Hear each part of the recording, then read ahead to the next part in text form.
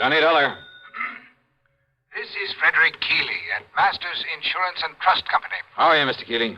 Why, fine, thank you, but that's rather beside the point. I have a bit of a problem, Mr. Dollar. Haven't we all? Huh? Beg your pardon? Nothing, sir. Just go on, please. Well, Mr. Dollar, one of our claimants, that is to say the beneficiary of a small insurance policy, apparently never received the check for $3,000 we sent him. I'm afraid I don't get it, Mr. Keeley. Why call on me? What do you mean, sir? Well, all you have to do is call the bank, stop payment on that check, and issue another. I'm afraid not, sir. Why not? I said apparently never received it. I use that word advisedly. Well? Because it so happens the check we sent him has been cashed. Oh. Yes, properly endorsed and apparently cashed by the claimant, the beneficiary himself. Apparently. Yes, and again, I use the word advisedly. Well, then it kind of means one of two things. Either this beneficiary is trying to collect the money twice, yes, or somebody else got to that check first. In which case, we have a little matter of forgery on our hands. Which, of course, should exact the fullest possible penalty of the law. Will you look into it for us? Sure, Mr. Keeley. Why not?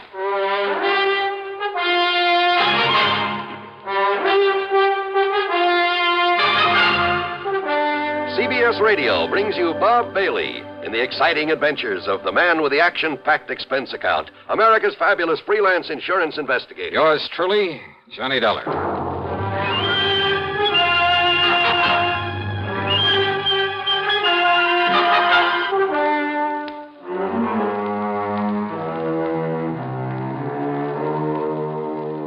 Expense account submitted by Special Investigator Johnny Dollar to the Masters Insurance and Trust Company, Home Office, Hartford, Connecticut. Following is an account of expenses incurred during my investigation of the double exposure matter.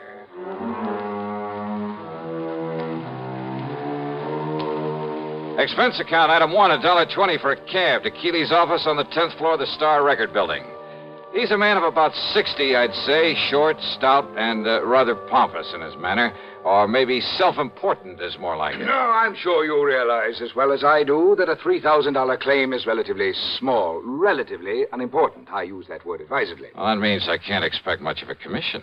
Huh? What's that? Nothing, sir. Go ahead, please. Yes. The fact remains that if the claimant, the beneficiary, thinks he can get away with collecting twice on the policy... Seems to me he'd have to be pretty stupid to try a thing like that. Oh, you're right. You're entirely right, sir. Exactly the way I feel about it. And Peter Upman is not a stupid man, so far as I have been able to determine. Upman? The beneficiary.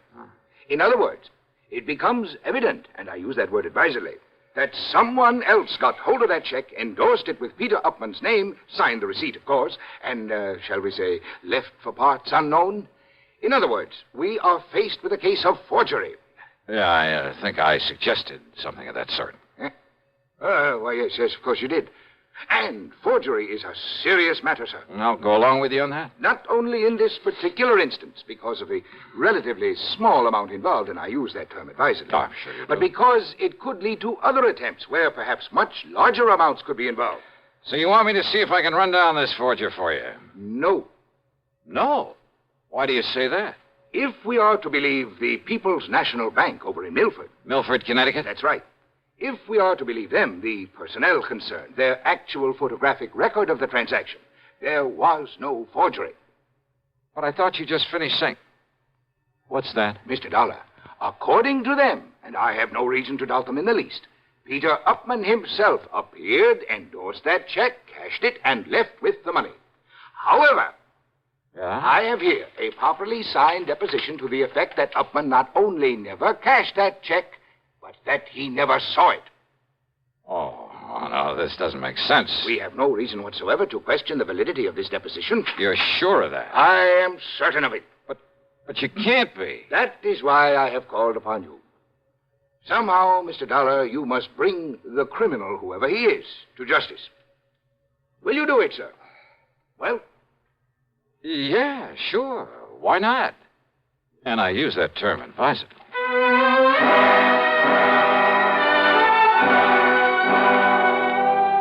Naturally, my first move was to drive on down to Milford. On the expense account, that rings up item 2, $5.25 for a tank full of gas for my own car.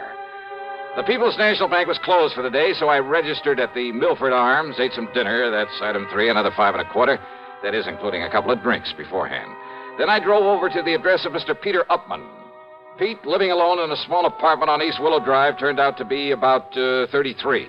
He was tall, husky, good-looking. The football type with a big shock of red hair. Very nervous, though. The kind who doesn't stay put anywhere for very long. Yeah, sure. Come in, darling. Sit down. Okay. How about if I pour us a drink or something? How about it? No thanks, Upman. Upman? Sure you don't mean Mr. Upman? Now, don't be so formal. Just call me Pete.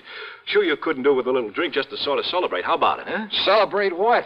Celebrate what? You said the insurance company, didn't you? That's right. Then produce, man, produce. Just don't keep me hanging here.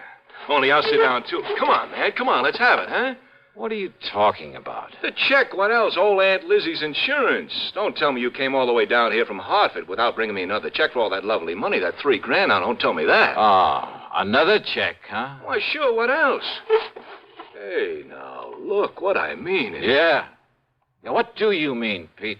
I mean another one to take the place of the one the company was supposed to send me, but I never got it. That's what I mean. They said they sent it to me, but, man, I never saw it. Oh, they sent it all right, and they got a receipt for it. That's what they say, man. That's what they've been saying to me ever since I put in that claim for it. Now, look. Maybe the Upmans are kind of funny about some things, but they aren't liars, see? And I'm telling you, I never got that check. Pete, that check... You don't believe me? You asked that lawyer, that Alfred R. Price. He took my statement and made me swear to it. And I don't swear to something unless it's true, see? That's all very well, Swear to something isn't true is a one-way trip to the jailhouse. And, man, that's not for me. I'm beginning to wonder... Sure, that's the fastest way to get yourself into trouble, but... Look, Dollar. You be careful what you say. Yeah? I'm a nervous man, darling. Sometimes I got a pretty quick temper, and if somebody's trying to pull a fast one on me, well, don't try it. I don't care who you are. Just don't try it, Dollar. Maybe it wouldn't be very healthy for you. See what I mean? Is that supposed to be a warning, Pete? Warning? No. No, man, I don't fool around. That's a threat. Pepsi-Cola refreshes without filling. Why? Because it's truly light. Charlie, you're forgetting something. Wait, Kay, there's more. Yes, ice-cold Pepsi is the delicious refreshment that goes great at a picnic or a party. But, Charlie... And Pepsi goes fast. People like it, so keep plenty handy. There. Oh, you did fine, except for one thing. Well, I mentioned lightness and how Pepsi refreshes and how fast it goes. You left out Pepsi sociability. You know the Be Sociable song. But, Kay, I can't sing. I can. Listen. Be sociable, look smart, keep up to date with Pepsi. Drink light, refreshing Pepsi. Stay young and fair and debonair. Be sociable, have a Pepsi. Well, at least I can say this. Pick up an extra carton of Pepsi today. Please do. And now, Act Two of yours truly, Johnny Dollar. Trying to reason with Peter Upman didn't work. He was much too anxious to use his fists. And from the looks of him, he might have done very well with them. He maintained he'd never received the insurance check, that he wanted the money, wanted it fast, and that's all there was to it. That I had my choice of getting it for him or else. He made it plain that if I didn't like his attitude, he'd be perfectly willing to pound some sense into my head. So why stick my neck out when I figured I could get all the information I needed from the lawyer, Mr. Alfred R. Price? And Price, living in a lonely home on the north side of town, was somewhat different from his hot-tempered young client. I'm afraid you'll just have to forgive Peter his somewhat belligerent attitude. He comes from a very wealthy family over in New Haven. I was their attorney for many years. They tried to spoil him, make him the same lazy, indolent sort that his sister and his two brothers are. One of those things, huh? But Peter would have none of it. He was determined to make something of himself entirely on his own. I see. As a result of his stubbornness, his defiance, and his father's unreasonable attitude, well, his father blandly told him he was cutting him off without a penny. Well, how do the other kids feel about him? Well, there's no love for him, believe me. But how's he made out? Very well, Mr. Dollar. He owns a little electronic shop. More important, he's the only member of the family who has any real knowledge of the value of money, simply because he's the only one who's gone to work for it. Which explains, I suppose, why he's so anxious to get his hands on the $3,000 insurance that his aunt left. Oh, he can use it, too. That is, if he hasn't already got it and is simply trying to bluff his way into another $3,000. No, don't you believe it, Mr. Dollar. Peter would no more could no more think of such a thing. Well, you seem pretty sure of that. Well, I've known him since the day he was born, and have liked him in spite of his hot temper. And I'm absolutely certain he would never attempt anything out of line. Well, you're pretty convincing, Mr. Price. Well, after all, I'm a lawyer, Mr. Dollar. But the fact remains the company sent him a check. It was properly endorsed. The money was paid out. But not to him. Well, how can you be sure? Because he says it wasn't. And that's good enough for me. But in that case... Have you talked to the people at the bank, to the teller who made the payment? No, I haven't. Have you seen the photograph of the actual transaction as it took place? See, you're the second one to mention such a photograph. Very ingenious device there at that bank. I suggest the first thing in the morning you go down there, see it, talk with the president, Mr. Oliver, and then see what you think. So first thing in the morning, I was at the bank talking with Mr. Barton Winfield Oliver, the president. Yes, a very ingenious device, Mr. Dollar, when it works properly. Oh, what do you mean by that, Mr. Oliver? It's called a photo register, one of the very first models to be installed in a place of business. Actually, it was an experimental Well, model. just what is it? What does it do? Comparable devices, much improved, of course, are in use throughout the whole country now. What does it do, sir? It automatically takes a picture of everyone who steps up in front of the teller's cage. Oh, yeah, I think I've heard of such things. Of course. Yeah, aren't they used in a lot of supermarkets, places like that, to make a photographic record of people who cash checks in them? Yes. And as a result, the incidence of bad checks in those places, why, they're almost a thing of the past. All this means that you have a picture of the man who cashed that insurance check. Yes, I have. May I see it, please? Yes. Because if it is a picture of young Peter Upman, I don't care what his lawyer says. Here you are, Dollar. This is photographic proof it was he who... Huh? Yes. Oh, now, wait a minute. Well, that was an you early... mean to say this is the best that fancy machine of yours can do? It was an experimental model. Why, this could look like almost anybody. In the beginning, it was very good. Made very clear pictures. Well, it certainly doesn't anymore. But only the head cashier and I know that. Huh? The general public don't. They think it operates as well as ever. So it serves its purpose. Yeah, how? Because anyone thinking of trying anything is scared by it. Oh, great. Then this photo doesn't really mean a thing. Oh, sure, in a way it does look somewhat like Peter Upman. Same build, same general sort of face, even the same shock of hair. But it's so blurred, so indistinct, like a double exposure. Yes, I know. But when Mrs. Eberhardt says that it was Peter... Who's Mrs. Eberhardt? She's one of our oldest, most trusted employees. The teller who waited on him. Oh, let me talk to her, please. Certainly. Mrs. Eberhardt, will you close your cage for a moment and come here, please? Certainly, Mr. Oliver. That's the one? It is. She's been with the bank much longer than even I have. Almost from the beginning. She knows more about the people here in... Mr. Dollar, what does this mean?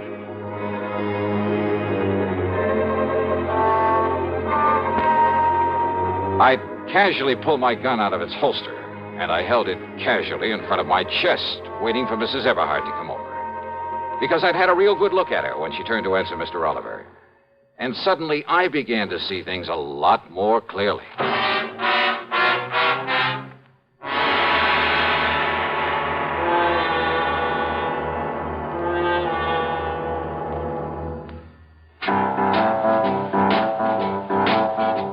Talk about best-selling records.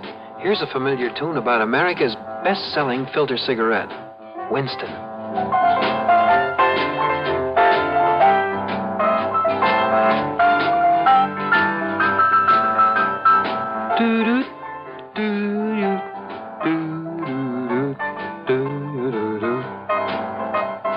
Winston gives you real flavor, full, rich tobacco flavor.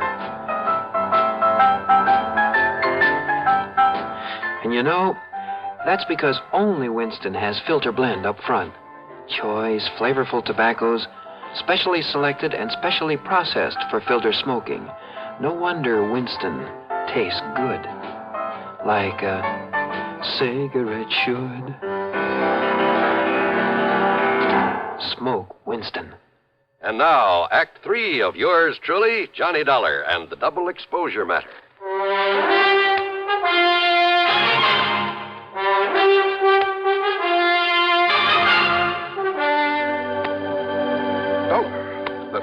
Just take it easy, Mr. Oliver, and don't mention it to her when she comes over here. But good heavens, man. Wait now. Here she comes. Yes, Mr. Oliver, you wished... Oh, I'm so sorry, Walter. Okay, Abby. Only I'm not Walter, I'm Jim. Oh, yes, of course, Jimmy. Right over here, Mrs. Everhart. Oh, I know, Mr. Oliver. I can... Oh, dear, these chairs are all over the place. Abby, I want you to meet my friend, Mr. Johnny Dollar. Oh, Mr. Johnny... Oh, I am so sorry. I didn't mean to bump into you, Mr. Dollar. That's all right. But how do you do?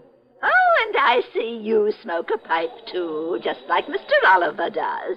Yeah, you'd better take a real close look at this, Mrs. Everhart. What? The way you look real close at all the money you handle there at the counter, at the deposit slips and so forth. A real close look, huh? Oh, why, it's a pistol. Yeah. But good heavens. How long since you've had a new prescription for those glasses of yours? Now, look here, young man, if this is a hold-up... How long? Shall I cry for help, Mr. Oliver? No, Abby. Better answer my question. Young man, I don't see that it's any of your business. I thought so. And if you're here in the bank for any nefarious... And this is the person who identified Peter Upman for you. Now, look here, Dollar. Yes, you look here, young man. Look, huh? That's right. Mr. Oliver, hasn't this bank of yours got a nice, generous pension plan for an old and faithful employee who's blind as a bat? I beg Item 4, 10 cents for a telephone call to the lawyer, Mr. Price. Item 5, $1.50 for a leisurely lunch at the hotel, after which I wandered around the town a bit, then drove on over to the lawyer's office. I tried to call you at the hotel, Mr. Dollar, but they told me you'd left. Yeah, no, I was out taking a little walk. Look here. Do you think these will be of any help to you? Who knows, but I certainly hope so. Now, this is Janet Upman. I believe she's about 31 now. Well, quite a dish. Yes, she's quite a dish. I bet that mink set her back a lot of money. Now, this is Edward, Peter's older brother. Not very bright. Kind of bald, isn't he? But there is a family resemblance. And this is Peter. Oh, no, that's Paul. A couple of years younger than Peter. They dislike Peter, didn't you? Yes, I did. Because he had the guts to go out on his own, huh? Partially, perhaps. Because he didn't take a hunk of the family fortune? Well, that wouldn't make sense. Now, wait.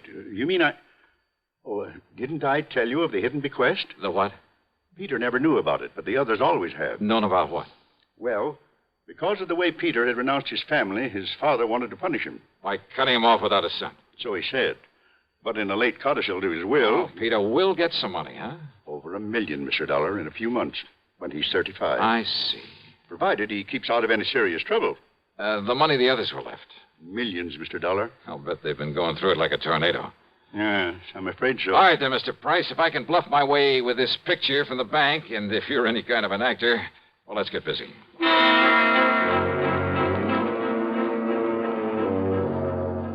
I telephoned to Peter, told him to come over. Mr. Price called the others.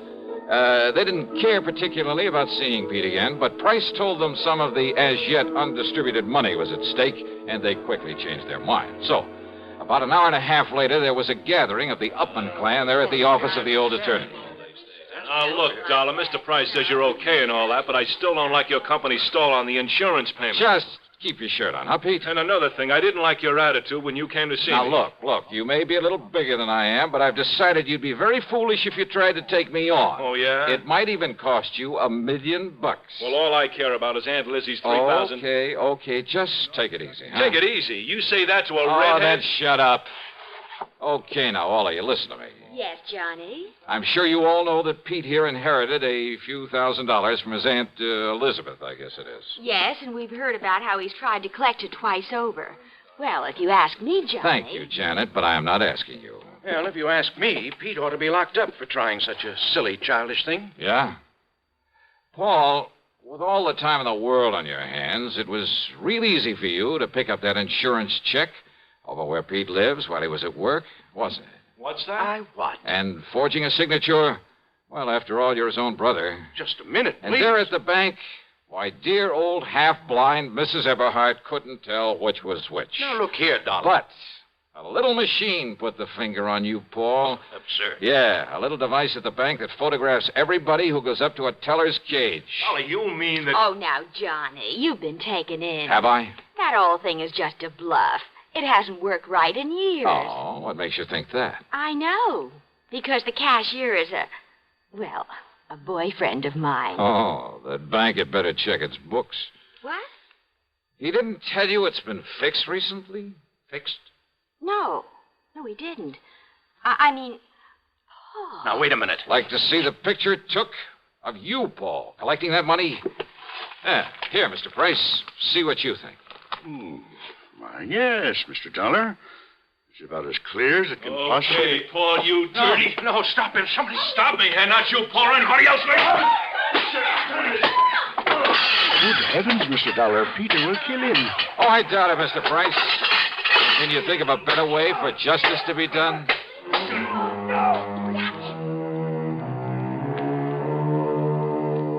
Yeah, Peter paid Paul on this one.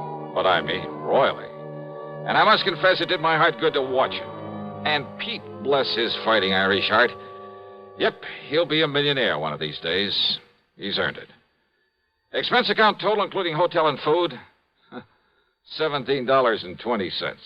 Yours truly, Johnny Dollar.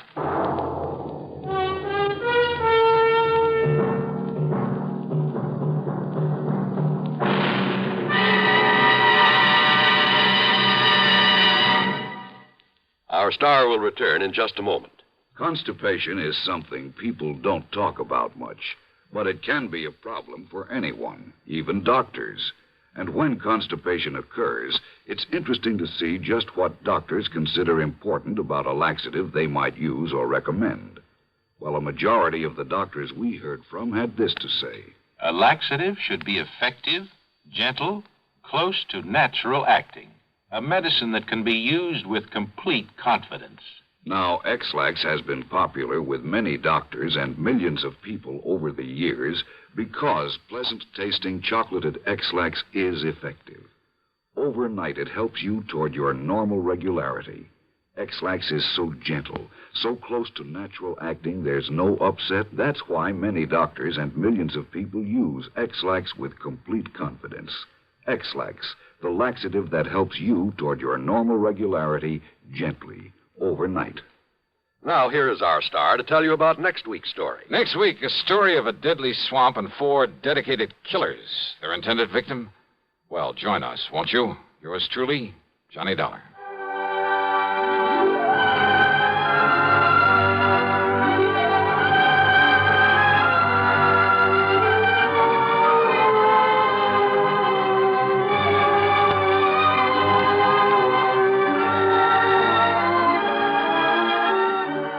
Yours truly, Johnny Dollar, starring Bob Bailey, originates in Hollywood and is written, produced, and directed by Jack Johnstone.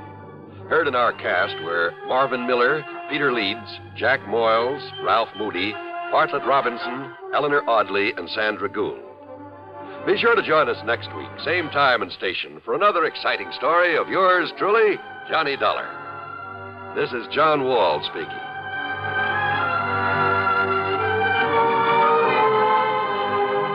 Silent death stalks a ship's corridor as suspense follows on the CBS Radio Network. One more pitch may do it. Judy Wood has been pitching a great game all afternoon. She's just about the best softball pitcher in the Women's League. Okay, she's ready. Strike 3! Man, oh, man, what a pitch! Man, oh, Manischewitz, what a wine! At the ballpark, not everybody gets the big cheers. But at home, everybody's wine is always cheered. It's Manischewitz. Man, oh, man. Man, oh, Manischewitz, everybody's wine because it tastes so good. Have you tried new Manischewitz fruit wines? It's just like drinking fruit itself. Serve them any time. Manischewitz fruit wines, 100% pure, specially sweetened. Blackberry wine, cherry wine, Loganberry wine. Man, oh, Manischewitz, everybody's wine because it tastes so good. Manischewitz Wine Company, New York. Radio 59, WROW, Albany, New York. From Hollywood, it's time now for John Lund as Johnny Dollar. Bird Welch, Johnny. Want to give my regards to Broadway? You mean tell all the boys at 42nd Street? No, 46th Street. Want you to run down there and see a theatrical agent named Lou Waltham. What's the pitch? Well, he handles a lot of high-priced talent and insures them with us for all sorts of things. Accidents, injuries, misperformances, the usual. Well, what's the trouble? Actually, I don't know. I want you to check on an application he made for overall coverage on Kate Bellamy. The singer? Yeah. Well, if she looks like she sounds on my record player and radio, I'm going to love this. And we'd love to insure her. Waltham wants her covered for almost $2 million. Protection against everything up to and including being bitten by a tsetse fly, but... But what? The answers to the application questions don't seem to check out. I think we'd like to know a little more about the girl. As a matter of fact, I think Waltham would like to know a little more himself. Well, that makes three of us, because now you got me interested.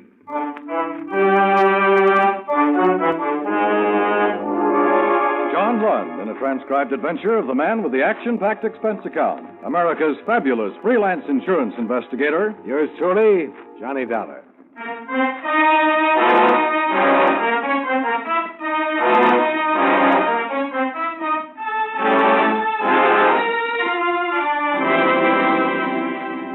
Expense account submitted by Special Investigator Johnny Dollar to Home Office Hemispheric Insurance Company, Hartford, Connecticut. The following is an accounting of expenditures during my investigation of the Kay Bellamy matter. Expense account item 1, $22.40. Plane fare and incidentals from Hartford to New York and cab fare to the Madhouse on 46 off Broadway, where Lou Waltham housed his talent enterprises.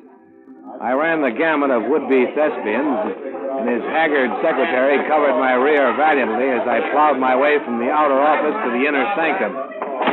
You're the guy from the insurance company? Yeah. Is it always like that out there? I think I went suddenly deaf. Yeah, you're all right. This office soundproof. I'd go nuts if I'd listen to that yammering all day. There's Lou Waltham. Boy Welch told me he was sending you down. About the policy you want him to write on Kay Bellamy. He doesn't think the application is as neat as it might be. Yeah, she's a valuable hunk of talent. I gotta have coverage. Well, then we need information. I need some myself. This time has been a headache from a word go. Maybe you better tell me about it. I'll give it to you straight. I picked Kay up, well, a little more than 2 years ago. She was nothing, nobody. Doing a strip and burlesque, singing a song, once in a while. I heard something in her voice, though, something them other guys missed. I signed her, had her trained, got her a good deal. Well, that's my business. Sure. She knocks down $1,000 a week on her radio show, more on records. I could put her into the $5,000 class in no time, but... For what? Huh? Well, I'm going to tell you. See, she won't let me. She keeps sending me to the aspirin factory. Look, let me tell you this. 2 months ago, I get her a picture deal, Hollywood. Got it all sewed up. Big dough, billing. So what happens? I tell her and she screams like a banshee. No pictures. What is she, a screwball? Screwball? Take any nut in that outer office out there, and I'd lay 8 to 5 that handling them would be a vacation after Kay Bellamy. Yeah, I may be talking to myself right out of the policy I want. But listen, you want to know something? One of the things she does. Just Go one. ahead. Figure this, will you? In between her radio shows, she disappears for a whole week. For months, I couldn't never find her except on show days. Till I found out. Where did she go? So help me, you can sue me if I'm lying. She spends her time working in burlesque. What? Yeah, I mean, $1,000 a week on one radio show, but she goes around playing zip the rest of the time for $75 a week under the name of Don LaValle.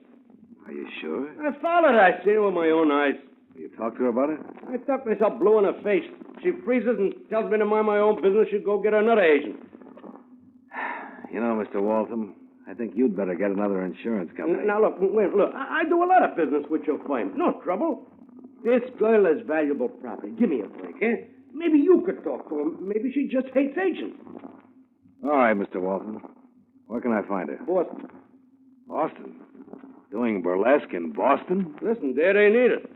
Hey, you on an expense account? Yeah, why? Well, I'll give you a pass to the theater up there. You can knock down the admission price and stick it in your kick, okay? Thanks. Thanks a million. What are you laughing? A buck's a buck, ain't it?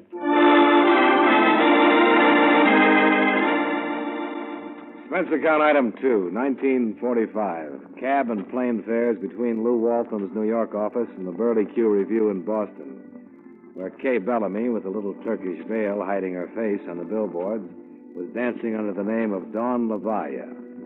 The theater was closed in the later afternoon, but the sound of a piano came from the stage door alley. I walked backstage. There was no doorman, so I went through to the wings. Dawn LaValla was on stage, and the dance she was doing was enough to make me forget the inadequacies of the pianist and the despairing tone of the dance director as he tried to whip the lumbering chorus into a semblance of unity. All right. 1, 2, 3, 6. 1, 2, 3, 6. Keep in step, keep in step. Wait a minute. Got it, son, got it. You, Lorraine, which is your left foot, darling? You only got 2. Make a choice. What do you want, bucks a week? Vera Allen, I'm tired. You're tired. Back it up, will you, Luxie? We're all tired. You don't need me for the rest of the numbers, do you? No, you're all right, Dawn, darling. Go get dressed, sweetheart. She walked into the wings, moving toward me in the semi-darkness. The piano had stopped, but she carried her own music with her as she moved. And it wasn't burlesque music. This girl was definitely on the symphony side. All right, girls, now get together and let's... Miss Bellamy? Step 1, straight out. What did you call me? My Kay Bellamy. All right, Sam. That is your name, isn't it? No, mister. Whoever you are. What are you doing back here anyhow? Get out of my way and let me pass. Look, I just want to talk to you for a minute. My name is Dollar. I'm from Hemispheric Insurance. Look, Farrell, maybe you didn't hear the lady. She told you to get out of here. Don't get dressed, baby. I'll cool this stage door, John, and wait for you. All right, Cole. You came in the wrong door, but the box office is around front. Listen, hard boy, I got business here. My name is I Dollar. know who you are, I know why you're here, and I got reasons why you should blow. Meaning the gun you're holding in your pocket? Kay ain't interested in any insurance. Just go tell Lou Walton to insure himself and drop dead. And if I don't? The gun can get awful nasty, Mr. Dollar. All right, Mr. Crow. As long as this isn't a personal matter. But if it ever gets personal, I'm going to feed you a face full of nothing. I'm glad you said that. I'll tell the boss. Then if you keep nosing around, maybe he'll issue me a special hunting license. Just for you. The lovable Mr. Crowell had told me 2 things. One was that he had a boss. And 2, Kay Bellamy was also taking orders from somebody. I found a cafe around the corner from the theater.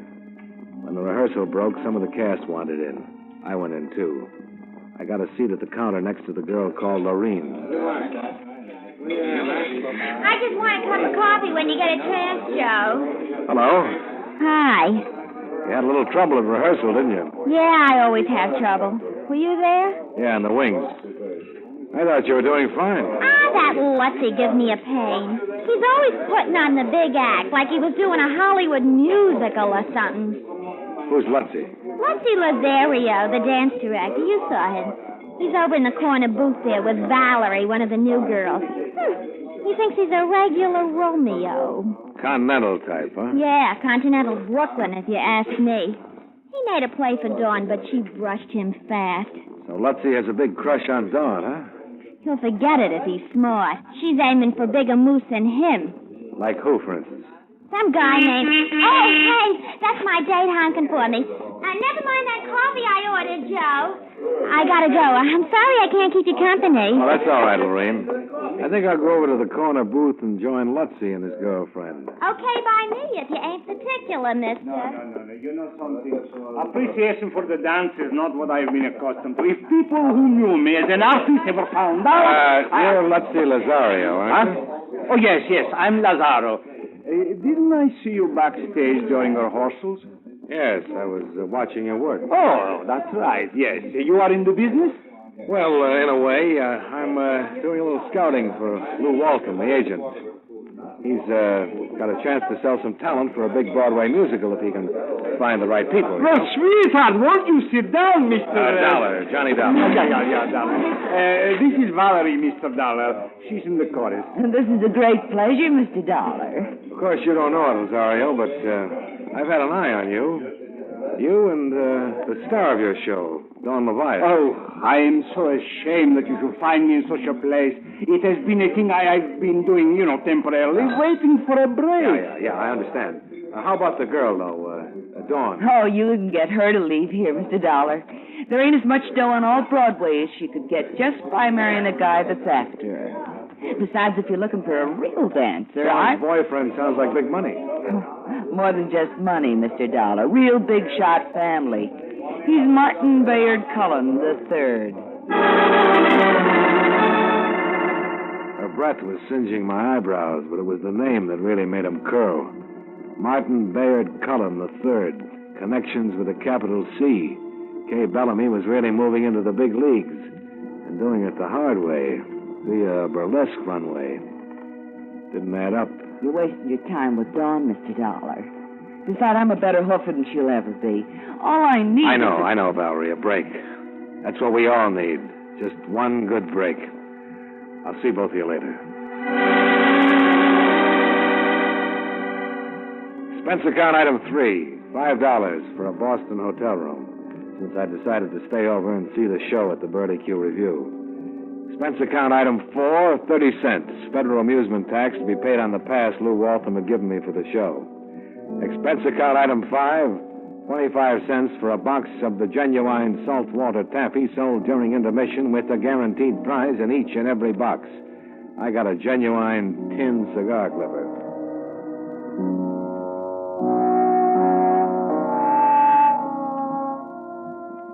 I watched Kay Bellamy, masquerading as Dawn Levia, take off everything the law would allow except the veil that covered the lower half of her face. Then, emotionally exhausted, I went back to my hotel and slept. It was noon when I was wakened by a knock on the door.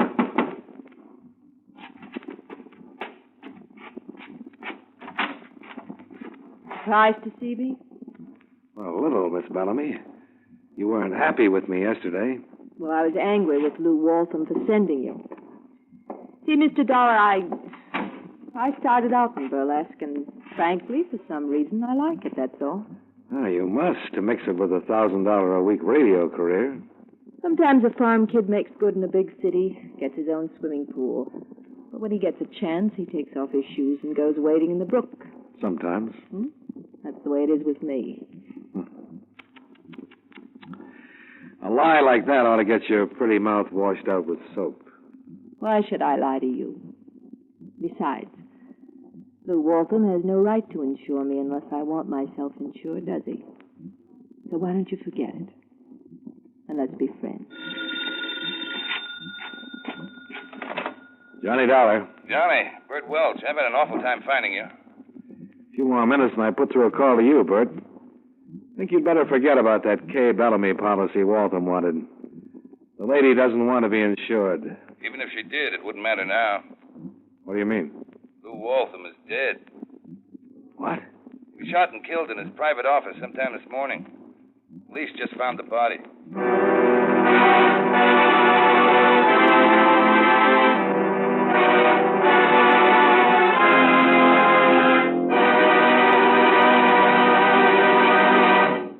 We'll return you to yours truly, Johnny Dollar, in just a moment. Right now, our country is engaged in all-out effort to fight off aggression and preserve our democratic freedom. The future of America concerns us all. That's why we should all help to make that future as bright as possible. By buying United States defense bonds, you can help make American freedom secure. And at the same time, you'll be automatically saving for your own financial security. Buy an extra bond for defense.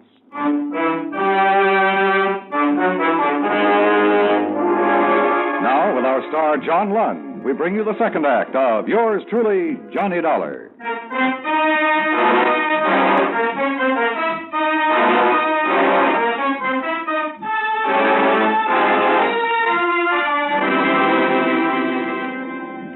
I grabbed the first plane out of Boston and was back in New York by late afternoon.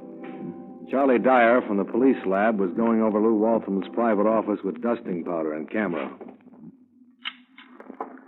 Some of them actors still outside? Yeah. Charlie, you find anything? About 200 sets of fingerprints, all different. This one's going to be fun. Probably turn out that Shakespeare did it.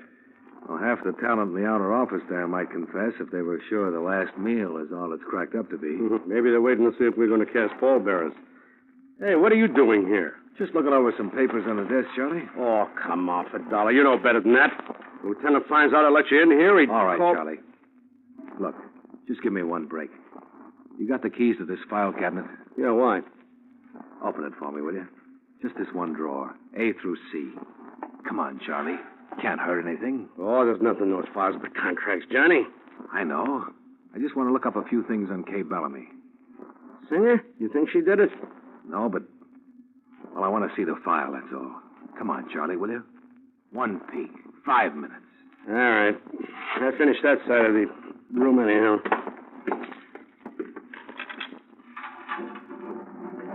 Go ahead, take the folder you want, Johnny, but I want to see what you're doing. Here it is. Kay Bellamy. Just curious about something. What? Why a doll with her voice and face and figure isn't on television? Oh, for crying out loud. Go out and take a seat on the bench with the rest of those nuts. I didn't even hear him. Kay Bellamy's contract with Lou Waltham was a dilly. No personal appearances, no club dates, no publicity pictures released without her approval, no studio audiences permitted at her broadcast, no television shows. Look, Johnny, will you finish that and get out of here? I'm finished, Charlie. Why, she ain't on television.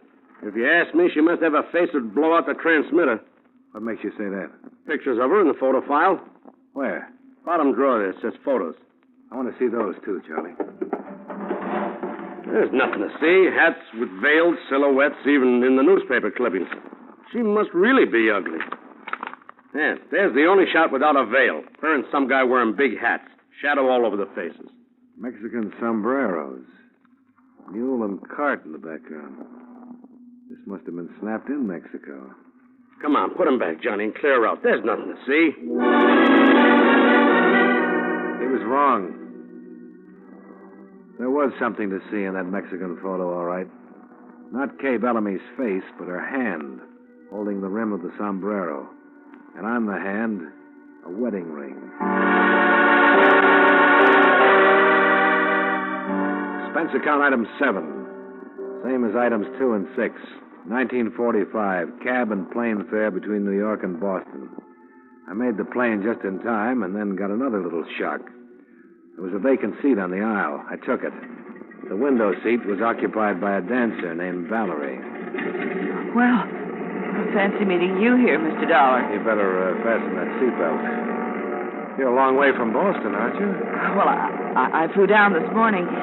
He said Mr. Walton was looking for people for a show, so I thought I ought to see him. Did you? No, well, you must know about the murder and police and everything. I know about the murder and the police, but not everything. You want to fill me in? I don't know what you're talking about. What time was it when you went to see Waltham? I don't remember exactly. Afternoon. Police were outside the building. I heard what happened. I didn't even go up. Too bad you weren't there earlier. Like between 8 and 9 this morning when the police think he was killed. What would he be doing in his office so early? It was his hour for thinking, before the arrival of the howling mob. Didn't you know that? Well, how would I know it? Yeah, maybe you would. It was a thing that was known only by his better clients, like Fay Bellamy, or friends. Which plane did you take from Boston to New York this morning? Why don't you ask the airlines? Leave me alone. I'm in mourning. For Lou Walton? Maybe for you, honey. Maybe for you.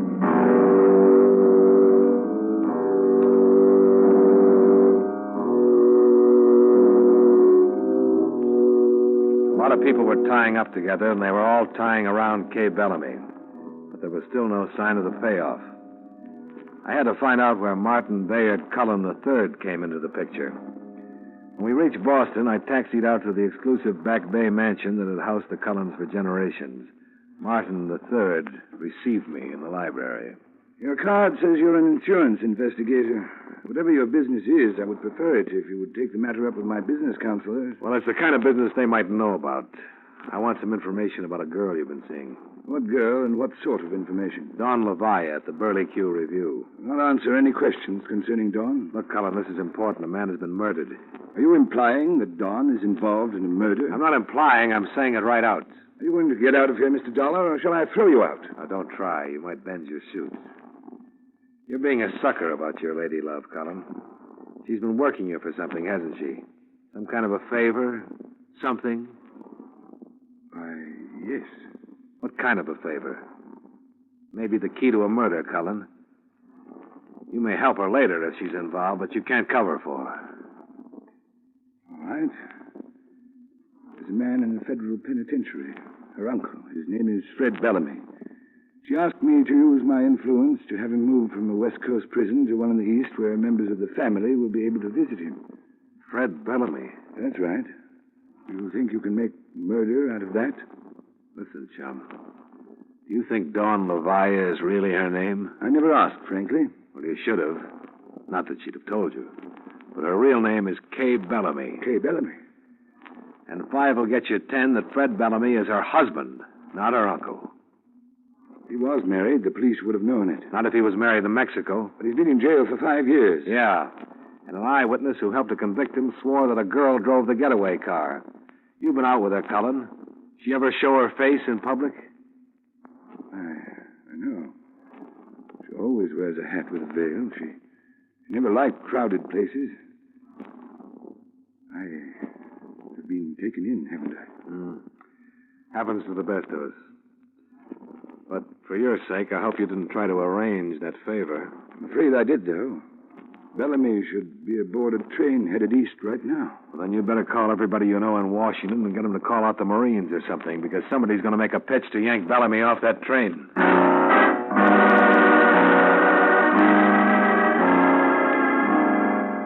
But it still didn't solve the murder of Lou Waltham. He'd found out the same things. That was certain. But how? I kept thinking about it on my way down the gravel driveway from the Cullen house. Then I reached the street and started to think of another murder. One that looked like it was just about to take place. My own. All right, Nosey. Head for that car and climb in. You're a busy little fellow, aren't you, Kroll? And I asked the boss for that special hunting license, like I said. And I got it. You ain't gonna like this ride. You're crawling behind the wheel. All right, start it and get going. Too bad you have to work so hard all alone, Kroll. I just found out why you haven't had more company. I can handle you alone, Buster. I don't know. You look like part of a gang, Kroll. You're the type. But the rest of the boys are out meeting a train someplace, aren't they? The Fred Bellamy special. Oh, I know your mouth has to be zippered. It'll be getting nice and dark, so... Pick a road out of town. Let's see a little country. Sure. Going fast enough for you? And I'll get funny. Slow down. Why? I like the breeze. You want this gun barrel across your teeth? No, but I don't want the bullet you're planning to give me either. It's got me scared. When I get scared, I get crazy. I don't like the idea of dying alone. You trying to bluff me? No. You ever hit the back of a 10-ton truck at 80 miles an hour? No, smart guy. Well, you're going to, smart guy, because there's one right in front of us. His eyes away from me and saw the back of the truck looming up suddenly in the dusk. For a minute, fear paralyzed him. Then he gave a wild shriek and opened the door and jumped. I yanked the wheel hard, and the car missed the truck by inches. But Kroll didn't. His leap had smashed him right into the back of it. I felt my heart kicking up at something in my throat. I turned the car around and drove back to the Burley Q Review at 15 miles an hour.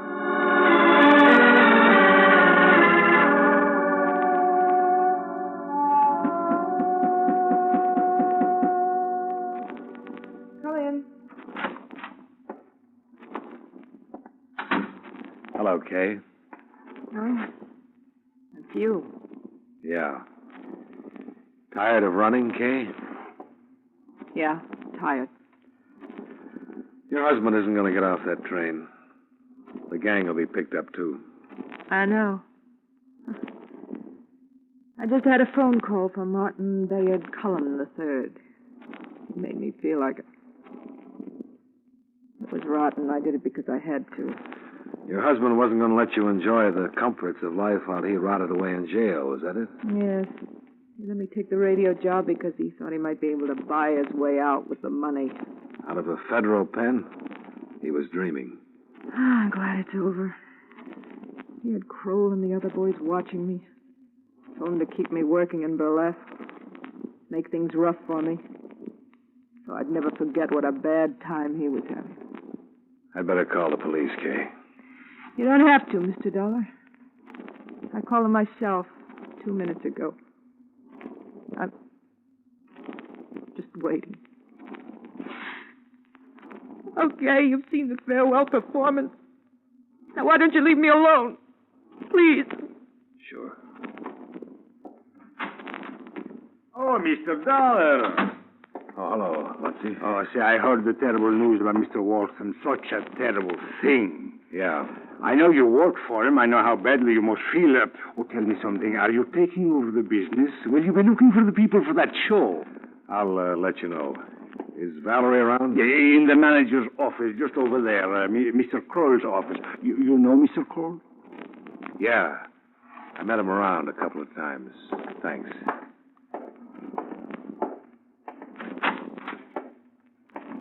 Hello, Valerie. You. Where's Kroll?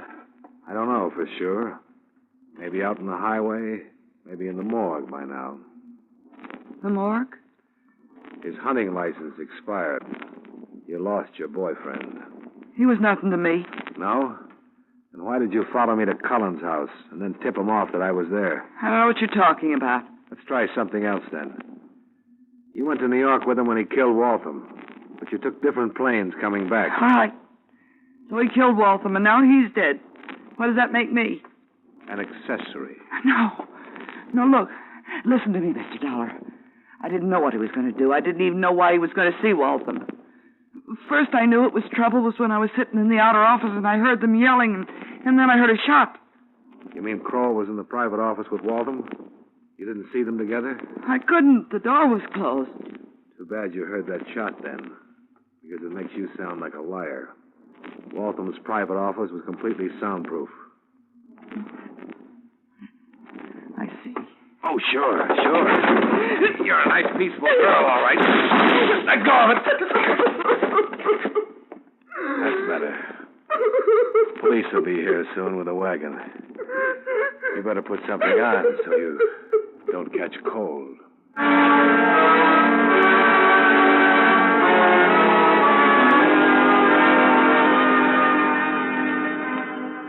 And that's about it for the bump and grind artists.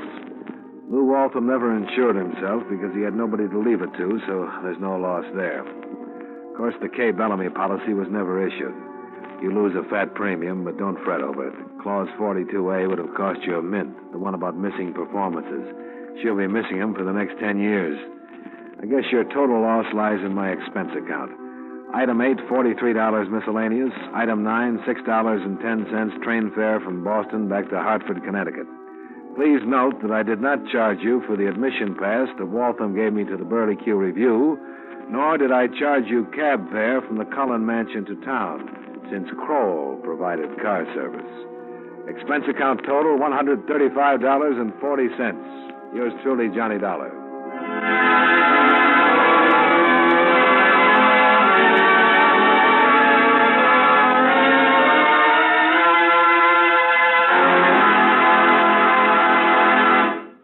Yours truly, Johnny Dollar, stars John Lund in the title role and was written by Joel Murcott with music by Eddie Dunstetter. John Lund can currently be seen in the Universal International picture Just Across the Street. Featured in tonight's cast were Raymond Burr, Benny Rubin, Jay Novello, Gene Bates, Hy Everback, Sandra Gould, and Gloria Blondell. Yours truly, Johnny Dollar, is transcribed in Hollywood by Jaime Del Valle. This is the CBS Radio Network.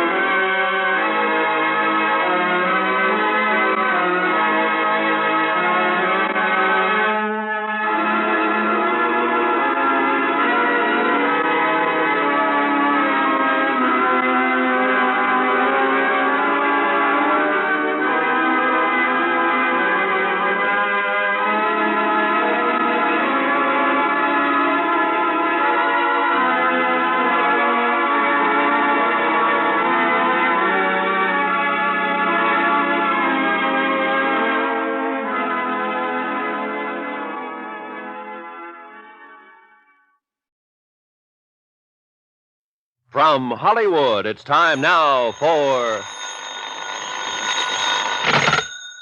Johnny Dollar. It's Lola Chase, Johnny. Hang up, Dollar. Johnny? Are you there? Yeah, I'm here, but right now I can think of a lot of places I'd rather be. I said hang up. Johnny, there's someone there with you. Look, Dollar. Is it Tom? It is Tom, isn't it? I'm coming over. No, don't do it. I'm coming over. Stay away, Lola. He has a gun and he means business.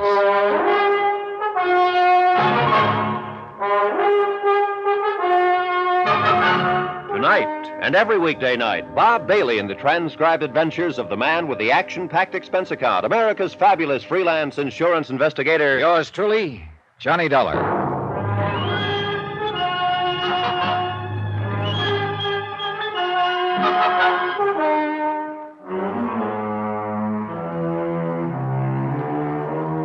From Special Investigator Johnny Dollar, location Barbados, British West Indies. To the Home Office, Universal Adjustment Bureau, Hartford, Connecticut. Assignment, the Phantom Chase matter. Expense account continued. Item 28. Well, along about then, I figured this item would be around $200, burial expenses for me. Tom Chase was desperate, tired of running, and ready to take me off his trail for keeps. But Lola Chase's phone call to me seemed to have a strange effect on him. That was my wife, wasn't it? Yeah, that was Lola. Why'd you drag her into this, Dollar? I didn't, Chase. She insisted on coming here to Barbados herself. Why couldn't she stay out of it? I suppose because she's your wife. That's all over. Yeah, I figured that when I found out it was a woman who arranged your hideout in New Orleans. That's all over, too. Turned sour, huh? Real sour. There's nothing left for me. Wait a minute. Look, Chase. There's only one thing for you to do. Turn yourself in. Turn over what's left of the money, It's and you'll too late for that, Dollar. There's only one thing left. Wait a minute. Killing me's not going to do any good, Chase. Somebody else will take over and keep after you until they get you. And they will get you sooner or later. You can count on it. I know. They'll keep coming after me. I can't run anymore, Dollar. I won't take it anymore from you or anybody. I just won't take it. Oh. I never thought I'd be glad to get hit on the head. But just before I blacked out, I remember being very happy that it wasn't the bullet in the back I'd been expecting. I don't know how long I was out, but when I came to, Lola Chase and George Everson were bending over me. Are you all right, Johnny? Yeah, I guess so. Oh, brother, my head feels like it was on a pogo stick. What happened, Mr. Dollar? Chase was waiting for me here in my hotel room with a gun. Why did he come here? For a very good reason. To take me off his trail for keeps. Oh, no. Oh, yes. But when you phoned, Lola, it seemed to tie him up in knots to learn that you were here in Barbados. He started talking wildly. Mr. Dollar, Lola and I'd still like to try the plan I mentioned to you earlier. Oh, look, Mr. No, Everson. no, hear me out. If we could just talk You'd be to Tom. wasting your breath, Everson. Tom Chase is not about to turn himself in now or ever. I still don't get it, though. Get what? Why he didn't kill me just now. And why he didn't kill me before in the waterfront warehouse or on Lagos Island. He had plenty of chances. It's almost as if... Yes? I'll skip it. Everson, suppose you take Lola back to her hotel. I'm going to check with Police Inspector Whitsett.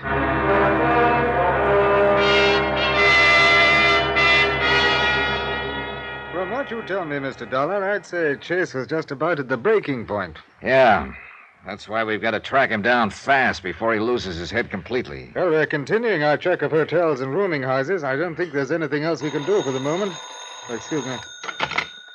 Whitsett here. Yes, in just a moment. For you, Mr. Dollar. Oh, thanks. Hello? It's Lola, Johnny.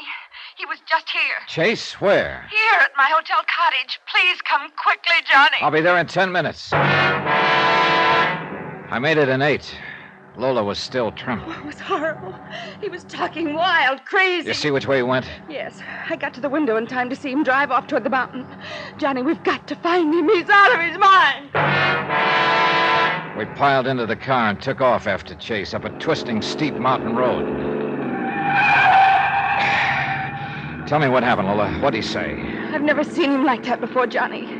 He's sick. The things he said. Like what? That it was all over. There was nothing left for him. That he just wanted to see me once more before... Before what? He didn't say, but hurry, Johnny. We can't take these turns any faster. I begged him to turn himself in. He said he wished he could, for my sake. But that he couldn't. Look, Lola, maybe he just took this route to cross the island. The way he was talking, Johnny, I don't think he was trying to get across the island. Wait a minute, hold it. Look, up ahead. That's the car he was driving. Parked beside the road. Next to a cliff, Johnny. Yeah. All right, Lola. You'd better stay right here in the car. Yes, I guess I'd rather. I walked to the edge of the cliff and looked down. His body was crumbled up on the rocks below. I climbed down. He was dead, all smashed up. It wasn't pretty. I climbed back to my car. Lola just looked at me with the big question in her eyes. All I did was nod. All she did was slump over on the seat. I drove her back to her hotel and phoned Inspector Whitsett. Then I went back to my hotel. Expense account item 29, $3. Drinks for me. I thought about a lot of things. About Tom Chase, who'd had everything in his favor back in New York, but who'd embezzled $120,000.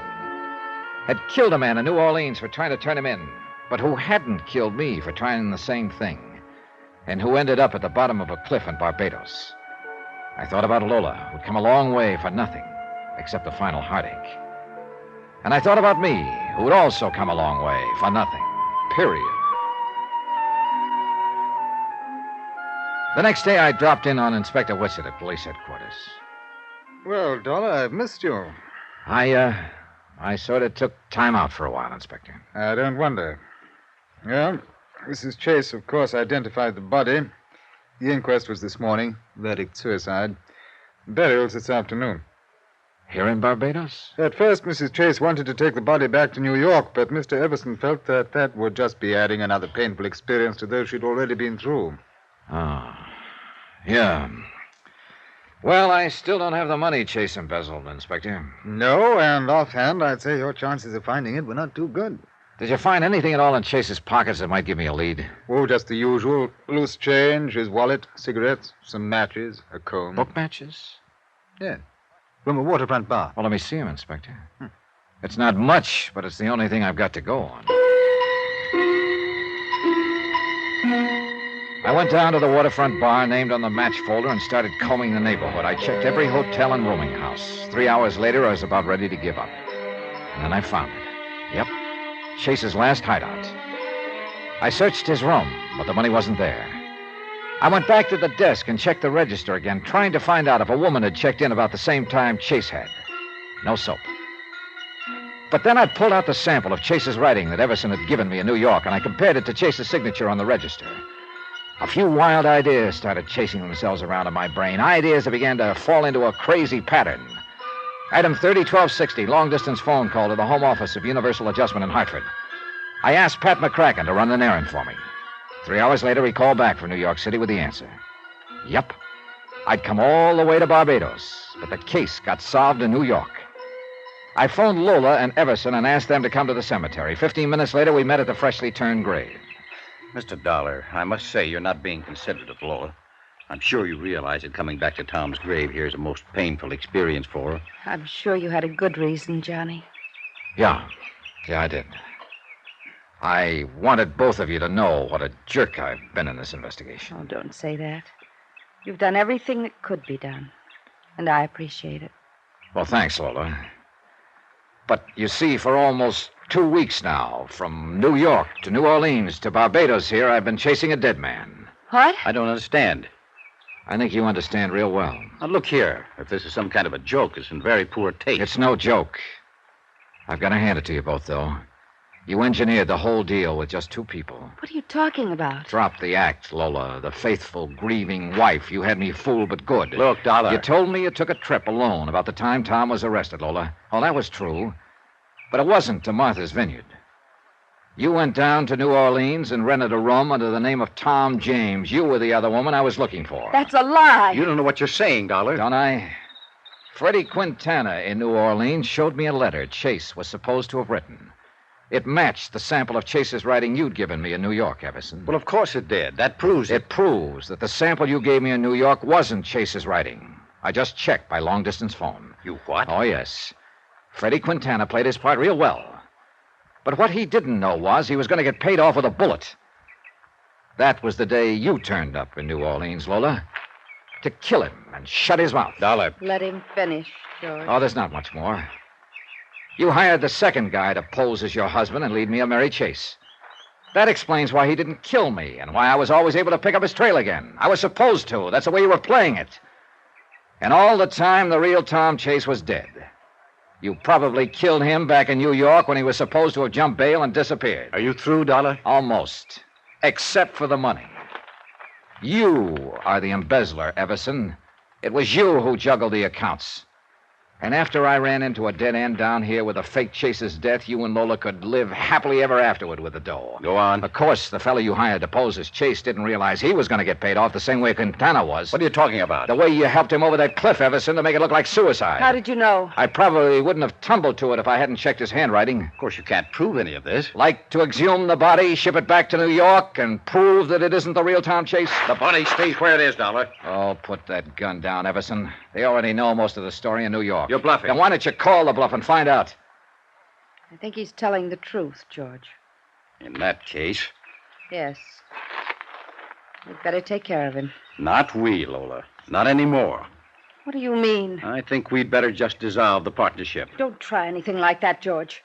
This was our idea together, and you're in it as deep as I am. And that's why I'm leaving, Lola. I wish it had worked out. But as long as it didn't... You can't do that. You've got the money. Exactly. I won't let you. Get back, Lola. We both went for Everson at the same moment. The shot spun her around and crumpled her. I grabbed the gun from Everson. I'm afraid it's not serious, Lola. If his aim had been better, he'd have done you a favor. Johnny! One thing I still don't get. Your husband wouldn't make any statement after his arrest. That means to me he knew what you were up to. And he loved you so much he was willing to take the rap. Tell me this, Lola. Why did you marry the poor guy in the first place?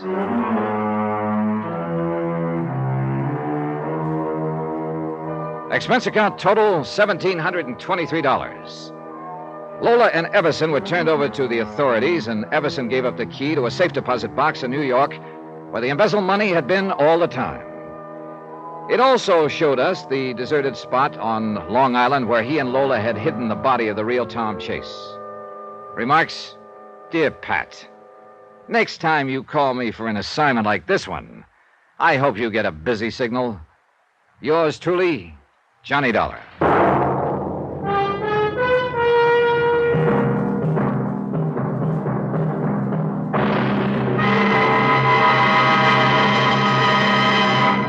Now, here's our star to tell you about next week's story. Next week, a body suddenly rises from the grave to take the spotlight from a Hollywood star. Join us, won't you? Yours truly, Johnny Dollar.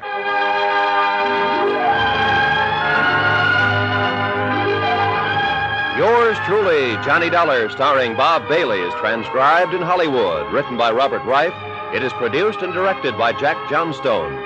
Heard in our cast were Michael Ann Barrett, Jack Edwards, Ben Wright, Virginia Gregg, Don Diamond, Forrest Lewis, and Richard Crenna. Musical supervision by Amerigo Marino.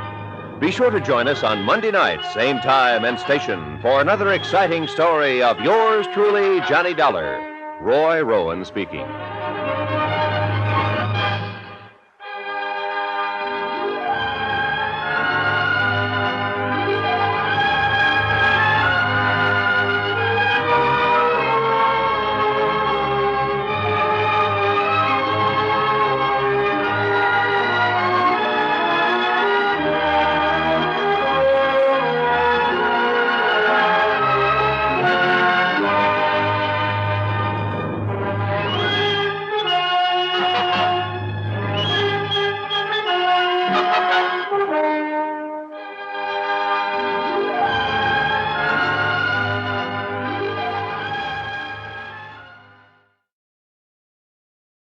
From Hollywood, it's time now for...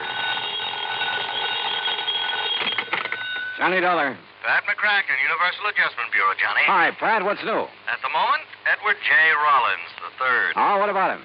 One of our companies has a hefty policy on his life, and he sent word he wanted to change his beneficiary, then he disappeared. And you want me to go looking for him? That's the general idea. Ah, look, Pat, you could be wasting dough sending me. Chances are he'll pop up again by himself. Oh, yes, I know. Of course, it involves a little trip to the Caribbean, but if you're not interested... The Caribbean? I'll be right over.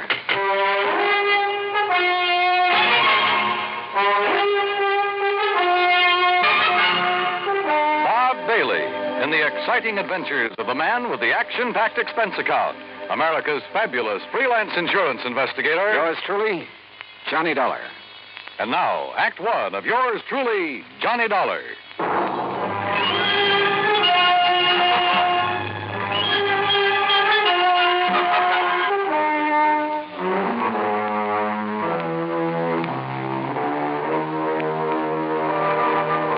Expense account submitted by Special Investigator Johnny Dollar to the Universal Adjustment Bureau, Hartford, Connecticut.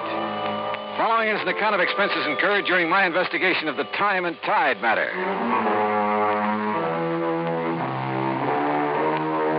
Expense account item 1, $1.20 cab fare from my apartment to the offices of Universal Adjustment Bureau and Pat McCracken. Now, the mention of the Caribbean did the trick. Sit down. Yeah, thanks. Now, what's the deal? Well, about 6 months ago, Johnny, Ed Rollins decided to marry a girl named Virginia Blake. And he took out a large policy on himself from one of our companies, naming her as beneficiary. Last week, he apparently changed his mind. Oh? Called from Nassau, said he wanted to remove Virginia Blake as beneficiary, and he was supposed to come to Miami to sign the papers. We had an agent waiting there for him. But he didn't show. What was he doing in Nassau? He had his cabin cruiser down there with 3 of his friends. Among them, Virginia Blake. Did you check Nassau to see if he's still there? Oh, we checked. His boat is gone. Now, the trail just starts in Nassau, Johnny. Where it'll lead is anybody's guess. Expense account item 2, $140 even, air transportation and incidentals to Nassau in the Bahamas. There, I found a man who remembered fueling up Rollins' boat a few days before. He'd heard them talking about working their way down through the Bahamas, skin diving, and then cutting over to Jamaica. They'd mentioned one place in particular, Crooked Island. Item 3, $50, transportation via chartered seaplane to Crooked Island. I spotted Rollins' cruiser in one of the coves, and the pilot set me down nearby. A dinghy with an outboard motor came over from the boat. It was Ed Rollins. You say you're an insurance investigator, Dollar? Yeah, that's right, Mr. Rollins. Well, what are you doing here? Well, I came to see if you were okay. Me? Why shouldn't I be? You were supposed to meet an agent from the company in Miami last week. You didn't show up. Oh, well, I changed my mind. You mean you came all the way down here because I didn't show up in Miami? Well, when a man with a hefty policy in his life disappears, the insurance company starts worrying. Yes, so it seems.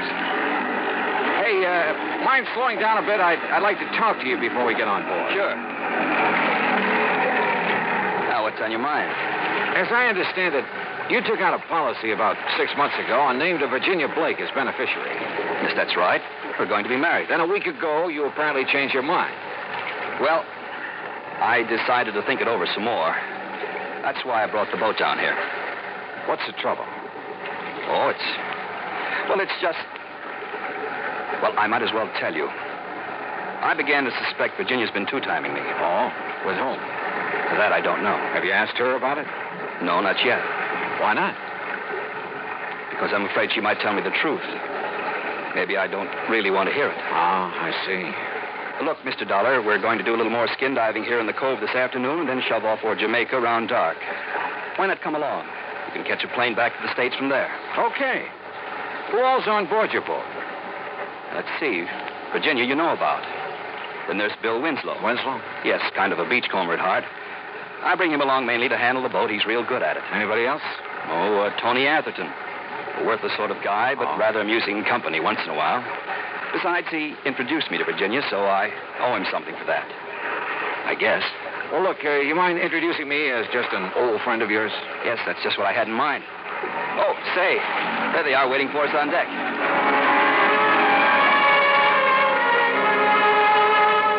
Bill Winslow was tall, lanky, blonde crew cut, deep tan. The kind who looked at home on a boat. Tony Atherton, on the other hand, was the kind who was at home nowhere. Or maybe anywhere, as long as he had a drink in his hand. And Virginia, well, one look at her and you forgot where home was. Rollins and Bill Winslow strapped on aqualungs and went over the side to do some skin diving. Tony Atherton, Virginia, and I sat around on deck for a while. I noticed that Virginia didn't seem to be at ease. Atherton noticed it, too. Use a drink, Virginia? No, thanks. What's the matter, darling? You bored? No. You see, darling, Virginia didn't really want to come on this trip, did you, dear? Just skip it, Tony, will you? Seems like Ed and Bill have been underwater a long while. Yeah, I was wondering about that. How long do they usually... Don't worry. Ed likes to live dangerously. Besides, he's got Bill Winslow, all-American boy, to take care of. Will you lay off it, Tony? Hey, there they are. Hey, wait a minute. Looks like Rollins is in trouble. Get him on board! Here. Hey, quick. Get on! Watch his face, please. Easy. I got face plate. Get it off. You okay, Rollins? Yes. Yes, I guess. What happened, Ed? Oh, something went wrong with his air supply. Yeah. Sprang a leak. Thanks, Bill. If it hadn't been for you... Oh, skip it. Just lucky I was close to you. Look at this rubber tubing. It's frayed through. Yeah, I guess I must have scraped it against some coral. Sure. Yeah. Yeah, that's probably it.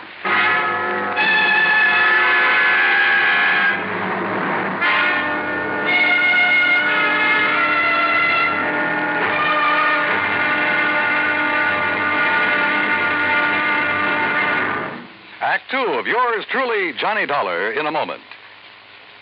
And now for another episode in the life of Sergeant Donald Bellwether, my husband.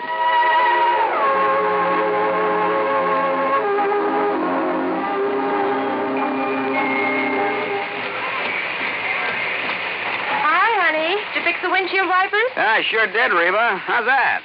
Oh, you fixed them. Good for you, Donald. Thank you, my dear. Well, that's that. Now, if it rains, we're prepared for it, huh? I feel better now. Oh, me too. A driver has to see the danger if he expects to avoid it. That's right. And also keep the back and side windows clear in rain and snowy weather. That's right. Oh, how about the horn? The horn? The horn doesn't work, Sergeant. Aren't you going to fix it? No, I don't think so. Frankly, Reba, I hate horns. Whenever there's a traffic jam, the first thing some guys do is blow their horn. Which does absolutely no good. Of course not. All it does is jar everyone's nerves. No, I don't think I'll fix the horn. Oh, but now wait a minute, Don. Look, supposing we're driving along and suddenly we see a youngster on his bicycle headed right out into the street. Sounding that horn will warn him and possibly avoid a tragic accident. Yes, that's true, but... Or supposing we're driving on the highway, and just as we're about to pass a car, that car decides to pull out into our lane and pass the car ahead of him. He obviously doesn't see us, and he won't hear us shout. But one little beep on that horn, and he'll automatically scoot back and avoid a collision. Reba, you've convinced me. Even though it can be a nuisance, the automobile horn is a necessity. Then you'll repair it? Immediately. Oh, that's my Donald. That's my doll.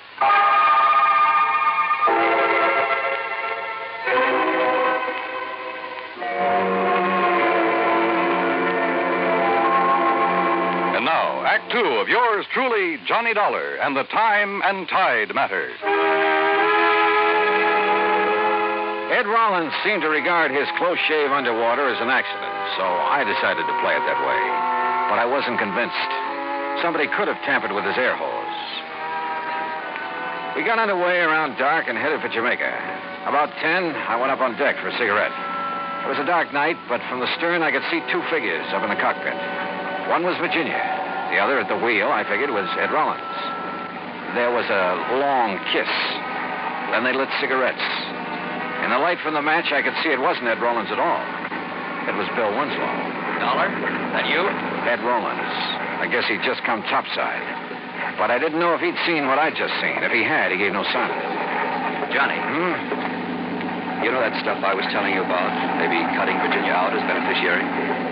Yeah, what about it, Ed? I think you better forget it. I've decided to go ahead and marry her.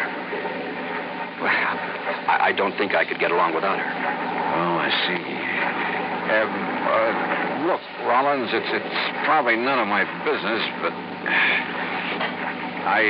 as something feels... There's Virginia now up in the cockpit with Bill. Yeah, that's right. I thought she was below. Well, she must be doing some navigating. Yeah. Virginia? Virginia, honey, come on back. Oh. Okay, Ed. Watch your footing. We're rolling a little. Yeah. It's a pretty heavy swell. How's Bill getting along up there? Okay, why? It's about time I relieved him at the wheel. I'll take over if you like. Oh, thanks, Johnny. But I enjoy handling the boat at night. Virginia, honey, you look sort of tired.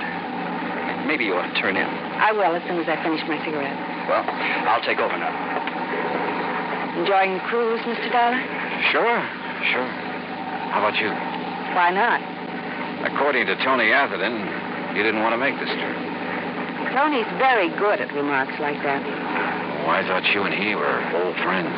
Let's just say I've known him a long time. How you doing, Dollar? Fine, Winslow. How's the boat doing? On course. We should reach Jamaica tomorrow night. Virginia. I think I'll go below now. I'll see you in the morning. Good night. Night, Virginia. Well, you seem pretty much at home aboard a boat, Winslow. It's where I belong. You and Rollins seem to do all the boat handling. How about Atherton? He ever give you a hand? No, he's just the passenger type. Well, how about Virginia? Does she handle a boat? She can handle anything. Oh. She's a nice girl, Mr. Dollar. She deserves the best. Maybe that's what Rollins can give her. Maybe. You don't sound convinced. Good night, Dollar. When we reached Jamaica the next night, I decided to do some checking. I went ashore and called Pat McCracken back in the States, asked him to find out what he could about any of them. He was to call me at a restaurant where we were having dinner. Winslow went back to the boat right after the meal, and Atherton drifted out to inspect a few bars. Rollins, Virginia, and I stayed at the table over coffee, but Virginia was restless and edgy. Finally, she told Rollins she wanted to talk to him. They went out on the terrace. And just then, my call from the States came through. Johnny, Pat McCracken. Hi. Did you find out anything? Yeah. Ran a check on Virginia Blake. I found out she's apparently been paying off for something. What do you mean? She's been issuing checks regularly, a couple of $100 apiece, and always to the same guy. You know his name? Yeah. Tony Atherton. I hung up and went out to the terrace, but Rollins and Virginia were gone. I started looking for Tony Atherton. I tried half a dozen bars with no luck. It was after 1 in the morning when I got back to the boat. Atherton was in his bunk. I woke him up. Oh, what do you want, Dollar? Don't you realize what time it is? Yeah, I want to know why you've been blackmailing Virginia. Wait a minute. It's a pretty ugly word. You're so right. Now look, Atherton. Hello? Anybody aboard? Yeah. Who is it? Inspector Hastings. Jamaica Police. Is this Mr. Edwin Rollins' boat? Yes, that's right. I'm afraid I have some bad news for you. Mr. Rollins has been slugged and robbed. What? Good Lord. Was he hurt bad? I'm afraid so. Touch and go whether or not he'll live. Act 3 of yours truly, Johnny Dollar, in a moment. And now for another episode in the life of Sergeant Donald Bellwether, my husband.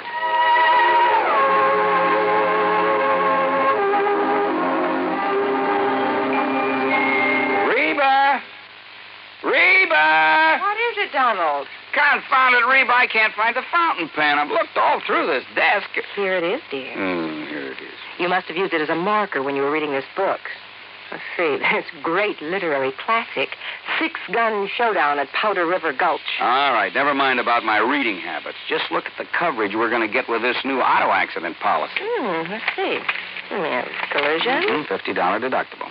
Fire, theft, public liability, property damage, medical benefits. In other words, we have complete coverage. That's right. Of course, it's going to cost us money. I'm sending the company a check right now. Gee, it's too bad we don't live in Rhode Island. Rhode Island? Why? Oh, because then our rates would be lower. Rhode Island has less accidents per capita than any other state. Oh. Well, which state has the highest? Let me see. Here it is, Nevada. No, by golly, Nevada's second highest. Alaska has the most. Really? I didn't know that. Mm-hmm. You know, it's just too bad we can't eliminate traffic accidents completely. Not only would it save life and limb, but it'd be a lot less strain on the pocketbook. Yeah, that's for sure. These automobile accident policies get more expensive every year just because there's so many costly accidents. Well, I'm glad we've got some good insurance coverage, Donald, but just remember one thing. Oh, what's that, honey? Well, some auto accidents ruin a fender, and some ruin a family. Yeah, that's true. Very true. But as far as I'm concerned, I don't want any of your old insurance money. I want you here at home, safe and sound. You'll always drive carefully, won't you? Yes, I will, dear. Oh, that's my Donald. That's my doll.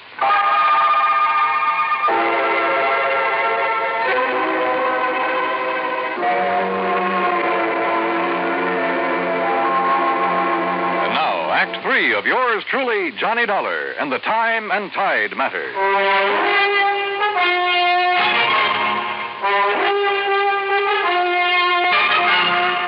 Police Inspector Hastings led me down the pier and around the corner of a warehouse about 100 yards from the boat. This is where one of my men discovered Rollins, Mr. Dollar. He'd been slugged, huh? With a length of pipe we found nearby. No fingerprints on it, Holmes. Rollins is in the hospital in a coma. Apparently he hasn't more than a 50-50 chance. You said something about robbery, Inspector. His wallet and valuables are gone. I'm afraid we've had quite a bit of that sort of thing around the waterfront lately. Robbery, huh? Maybe. Maybe not. I poked around the pier for a while, but didn't turn up a thing. It was about 7 in the morning when I finally got back to the boat in Atherton Stateroom. I told Virginia what happened, Dollar. She went to the hospital immediately. Okay, I can talk to her later, Atherton. I still want to know why you've been blackmailing her. Oh, look, you got proof, Dollar. Virginia's been issuing checks to you pretty regularly. Look, what's wrong with that? She and I are old friends. I've had bad luck with some of my investments. She's been kind enough to help me out. Now, look, Dollar, if you're trying to tie me in with what happened to Rollins, you're just wasting time. Am I? Of course you are. If you stop this nonsense, I can probably help you. Oh? Look, take a look out this porthole. Go on. What do you see, huh? A stretch of pier? A warehouse? Exactly. Well, what about it? Well, just as I was turning in last night, I heard footsteps on the pier. I looked out the porthole. Somebody was walking along it. As he turned the corner, I could see who he was by the warehouse light. It was Ed Rollins. Oh? A moment later, somebody stepped out of the shadows and followed him around the corner. Dollar, that was Bill Winslow. I tell you, I'm not the one who slugged Ed Rollins. But you admit taking a walk last night late. Well, sure. So what? All right, where'd you go? Oh, along the waterfront. I don't remember just where, and I don't remember what time it was. Along that pier out there, around that warehouse, maybe. Maybe. Look, I wasn't paying much attention where I was going, but I didn't see Rollins at all. What reason would I have to do a thing like that to him? I can maybe think of one. Like what? Like you in Virginia. Me? Oh, now, just a minute. That has nothing to do with it. I think it has, Winslow. Get this straight, Dollar. I didn't slug Rollins. I kept hammering away at him, but I couldn't get anywhere. Finally, I left him and went up on deck. Virginia had just come back from the hospital. He's still unconscious, Johnny. They say they don't know whether he'll make it. Virginia, what happened last night? When I got through with my phone call at the restaurant, you and Rollins had left. Yes. We walked around town a while talking. Then Ed said he had something to take care of, so he sent me back to the boat in a cab. I came back here and went to bed. I didn't know what had happened until Tony Atherton told me this morning. Mind telling me what you and Rollins were talking about last night? He told me about the doubts he'd been having about me. That he realized he still wanted to marry me. Oh? And I told him there were a couple of things he should know about me first. Like Bill Winslow, for instance? Not that it matters now, Johnny, but that was a goodbye kiss. Oh. A couple of months ago, I became very attracted to Bill, but it was no good. You give Bill a boat or a beach, and... Well, his thinking doesn't go much beyond that. And I began to realize that what I really wanted was Ed. What was his reaction when you told him about Winslow? Well, he's a pretty wonderful guy, Johnny. That's why if anything happens that he doesn't pull through, I don't know what I'd do. And what was the other thing you told him last night? That Tony Atherton had been blackmailing me. It figured. You see, I roomed with a girl once I thought was okay, but she wasn't. Some stolen things were found in our apartment. I thought they were hers.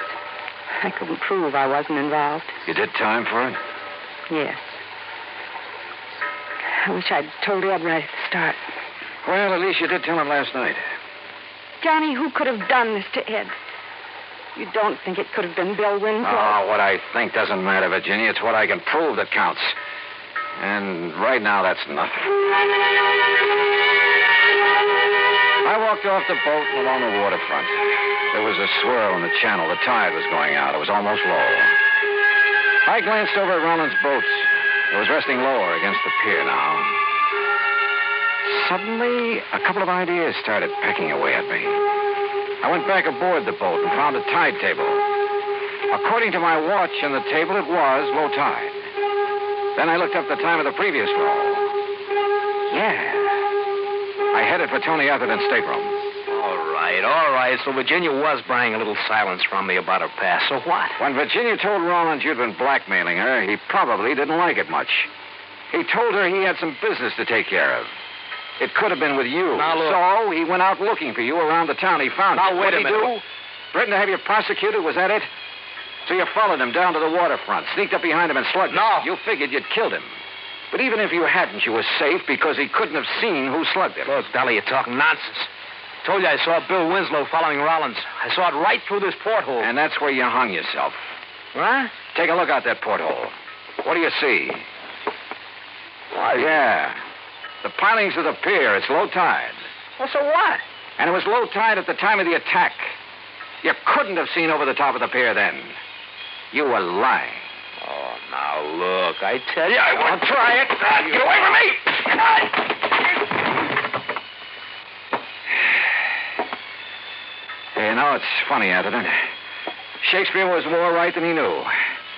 There is a tide in the affairs of men, which sometimes leads to fortune. In your case, brother, you missed. Expense account total, including transportation and incidentals home, $403.50. Remarks? Tony Atherton's in jail where he belongs. Bill Winslow is somewhere in a boat where he belongs. Ed Rollins pulled through.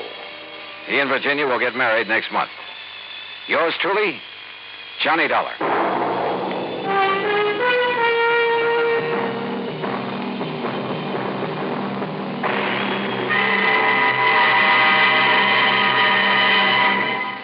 Now, here's our star to tell you about next week's story. Next week, the plot revolves around Ong's hat. And if you want to know what that means, well, join us, won't you? Yours truly, Johnny Dollar.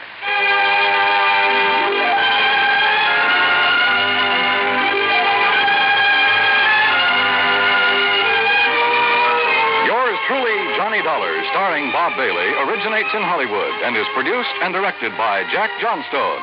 Today's story was written by Robert Wright. Heard in our cast were Virginia Gregg, Larry Dobkin, Herb Ellis, Tony Barrett, Frank Nelson, and Ben Wright. Be sure to join us next week, same time and station, for another exciting story of yours truly, Johnny Dollar. This is Dan Cubberly speaking. Yours truly, Johnny Dollar, has been a presentation of the United States Armed Forces Radio and Television Service.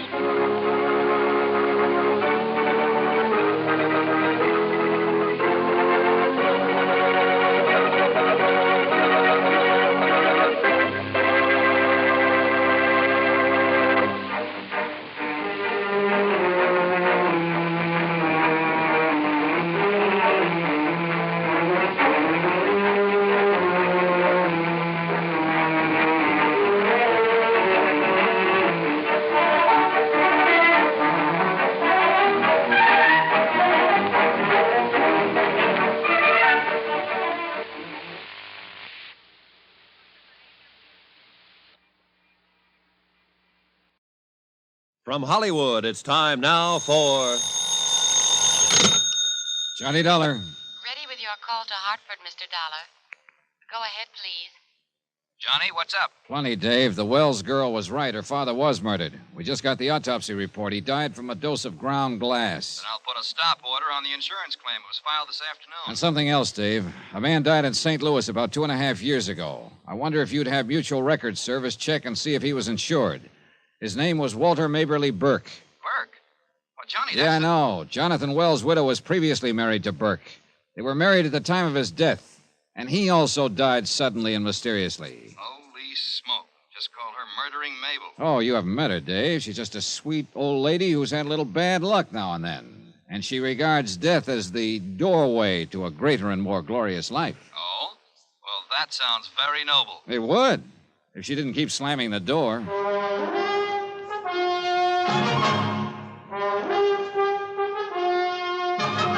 Tonight, And every weekday night, Bob Bailey in the transcribed adventures of the man with the action-packed expense account, America's fabulous freelance insurance investigator. Yours truly, Johnny Dollar.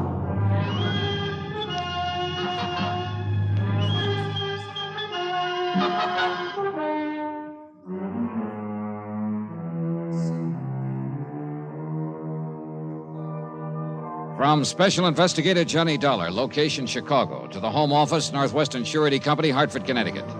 Assignment, The Lonely Hearts Matter. Expense account continued.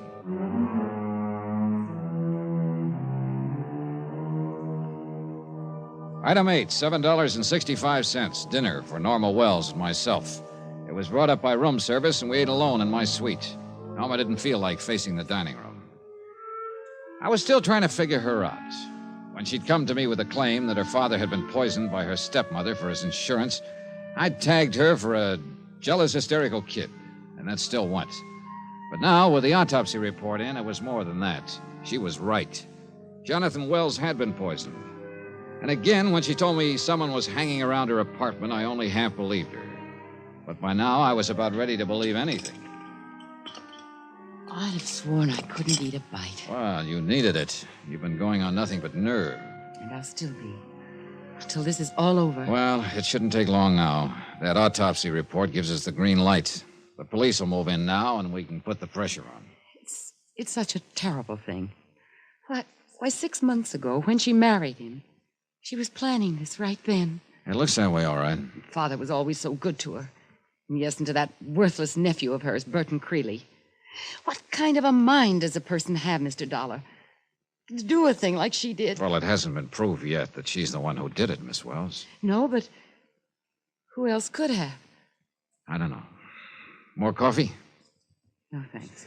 Well, whenever you're finished, we'll take a taxi over to your apartment and pick up whatever you need and then get you a room here at the hotel. I don't think you're in danger, but I imagine you'll feel a lot less nervous here. Oh, I will.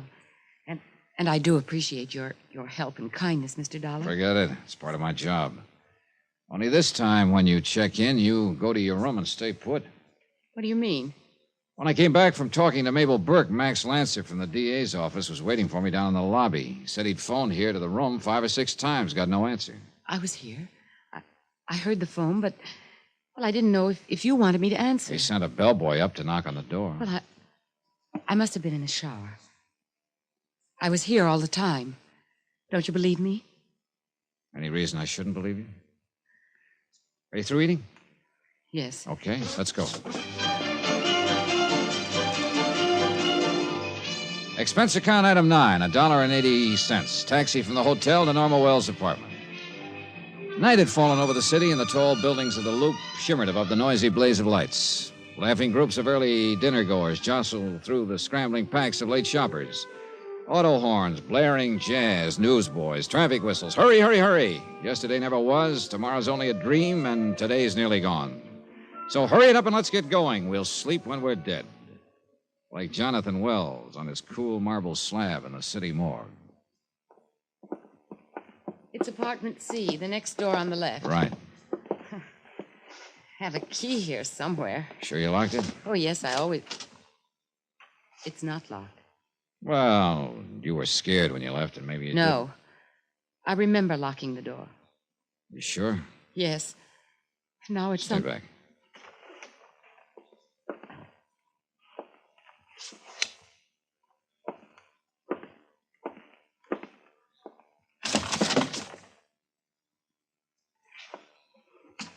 What is it, Mr. Dollar? Come on in.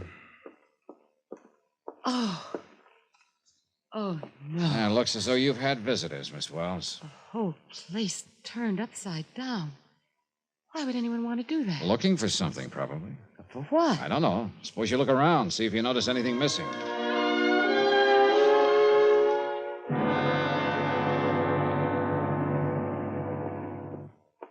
It's no use, Mr. Dollar. I've gone through the whole place twice now, and I'm certain that nothing's been taken. But they had to have some reason to break in here, go through everything this way. I suppose so, but... Well, I'm positive there's nothing missing. All right. If there isn't, there isn't. Well, do you suppose that coffee's ready now? Oh, I think so. Come on in the kitchen. I guess you'll believe me now. somebody was hanging around here earlier today. Just wish I could figure what they're after. Looks plenty strong. There's sugar there on the table. I'll get some cream from the refrigerator. Don't bother on my account. I drink it black. Well, not me. I use plenty of both. Lots and lots of cream and 2 heaping spoons of sugar. They must have had a reason to break in here. If it wasn't to steal something, then what was the reason? The sugar looks funny. Doesn't make sense at all. Guess I ought to keep it covered. The sugar. I was saying it looked funny. Well... Wait a minute. Maybe they broke in to leave something. Leave something? Yeah. Here. Give me that cup. And the spoon. What are you doing? Look. Oh, that's funny. It didn't even dissolve. The sugar dissolved, all right. Well, then what's that in the spoon? Ground glass. I phoned Max Lancer and had him send over a policewoman to accompany Norma Wells back to the hotel, get her checked in, and stay with her overnight. Then I called the Wells residence. The old lady answered the phone herself, and I asked for her nephew, Burton Creeley. She said he wasn't in. So on an off chance, I took a taxi to the office of the Rendezvous Club, Lonely Hearts Unlimited. There was no light showing behind the transom over the door.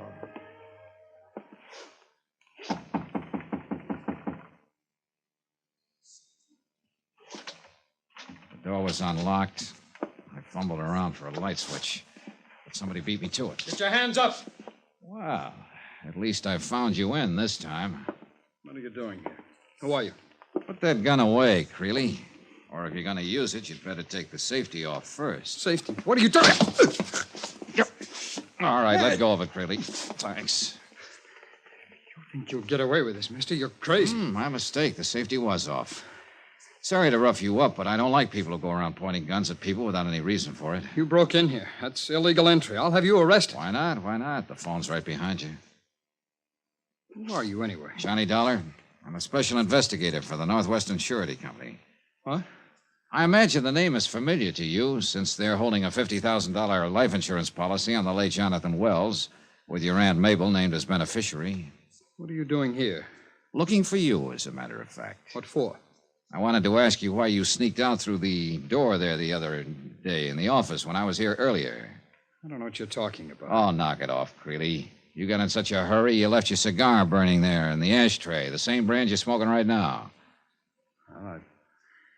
I thought you were a bill collector. You knew who I was. You were listening there at the door while I talked to your secretary. Now, why'd you run out? Oh, all right. I did know who you were, Mr. Dollar, but, well, you're misinterpreting things. No kidding. In what way? I was late for an appointment. I didn't want to get tied up. I figured you could find out anything you wanted to know from my aunt. I saw no necessity for talking to you. I see. Where have you been since then? Right here, most of the time. And the rest of the time? Well, what difference does it make?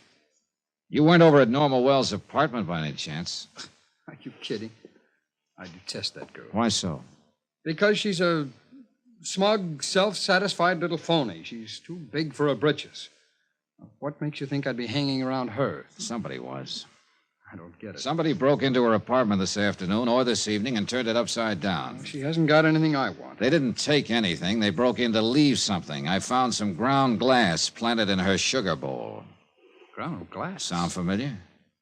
What are you getting at? You mean you haven't heard about the coroner's report on Jonathan Wells? No, why? What has that got to do with... Mr. Wells died from a dose of ground glass.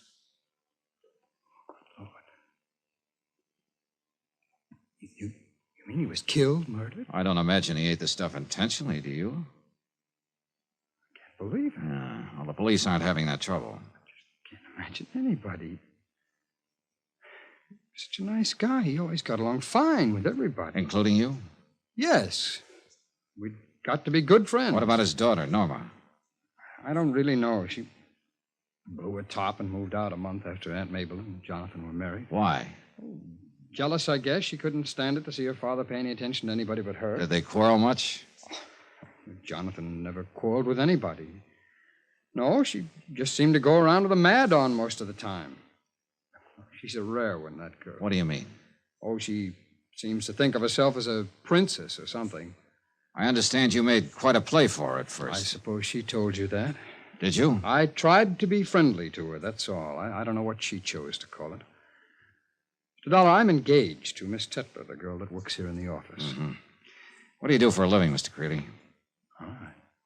Take care of this correspondence club for Aunt Mabel. I've got sort of a heart condition. I can't work too hard. I see. You know, it might be a good idea if you checked in with the police. They'll probably want to talk to you. Well, who do they think did it? Well, they haven't arrested anybody yet, but there are a lot of straws pointing in one direction. What direction? Toward your Aunt Mabel, I'm afraid. But that's ridiculous. Now, she may be a little vague, not quite all with it, maybe, but she wouldn't do a thing like that. They're out to frame her. That's what they're doing. Who else had a motive, Mr. Creeley? But what about his daughter? She stands to gain by all this. She inherits the estate. Maybe she faked that burglary, planted the ground glass in her apartment herself. Have you thought of that, Mr. Dollar? Yeah. Yeah, I've thought of it.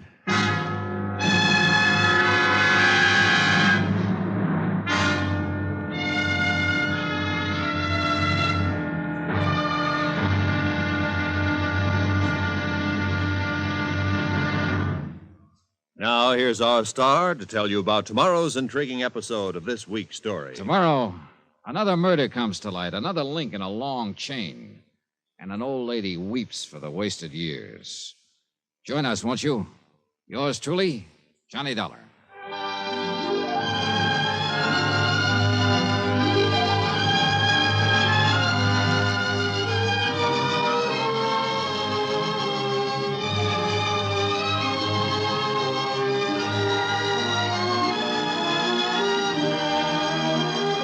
Yours truly, Johnny Dollar, starring Bob Bailey, is transcribed in Hollywood. Written by Les Crutchfield, it is produced and directed by Jack Johnstone. Be sure to join us tomorrow night, same time and station, for the next exciting episode of Yours truly, Johnny Dollar. Roy Rowan speaking.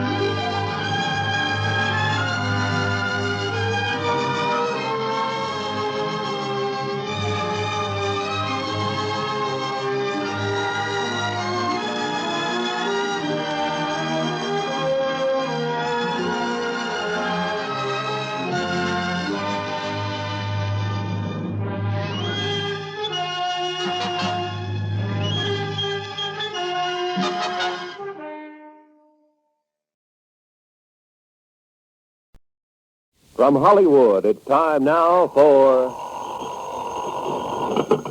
Johnny Dollar. This is Captain Ramirez in Bluefield. Hello, Captain. Thanks for returning my call. Oh, you are now in San Juan del Perro? Yeah. Soon you will know Nicaragua as well. Yeah, listen, Captain, I need your help. Can you get a plane down here for me? The one we bought has been wrecked. Oh, si, Senor Dollar. And if I were you, I'd come along with it. I, Senor? But I... A nice chance to add to your laurels, Captain, by making a couple of arrests. Criminal? Yeah. One of them a killer.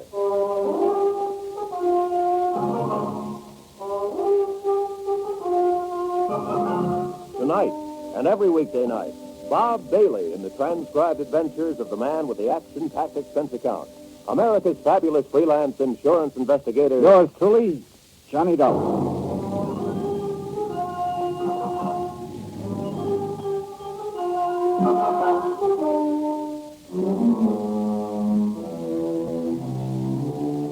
From Special Investigator Johnny Dollar, location San Juan del Perro, Nicaragua. the Universal Adjustment Bureau, Hartford, Connecticut. Following is the final accounting of expenses and report on my investigation of the sea legs matter. Expense account item 18, $1 American. Phone call to Captain Jose Ramirez to the Federal Maritime... I still can't spell it. Call it the Coast Guard. But a lot of things happened before I could make that call. Like the fast plane trip that we made to San Juan del Perro in the hope of finding the yacht, the Sea Legs, despite a big insurance claim based on its alleged loss at sea. Like the fact that our plane was wrecked for us by one Douglas Lanfair, despite a big claim based on his alleged death at sea. Like our discovery of the yacht, carefully altered and repainted in an old shipyard. Our discovery of Ramon Gonzalez, a member of the crew who was supposed to have gone down with us. Come on, Mr. Dollar, let's get out of here. Oh, no, Oscar. Not until I revive this Gonzalez character and make him talk. But we may have a friend around. Quite right, I'll say you have. Huh? And with a gun and straight at Mr. Dollar's back. Well, well. Connie Lancer. Try, gun. Not particularly. Stand still. I won't hesitate to pull this trigger. No, I guess you wouldn't. So you found the sea legs. Would you ask to help you? Oh, then you're familiar with Oscar Patrick Vladimir Pasquero. Ask him, the chiseling money grabber. Please, how can you say such a thing about such a Oh, spell? shut up, Oscar. Thank you. Nice job you did at disguising the sea legs, Mrs. Lancer. If Oscar hadn't shown me where to find it, my husband and I would have it out to sea again. And new clothes under a new flag. Oh, yeah, sure. One of the oldest games in the business.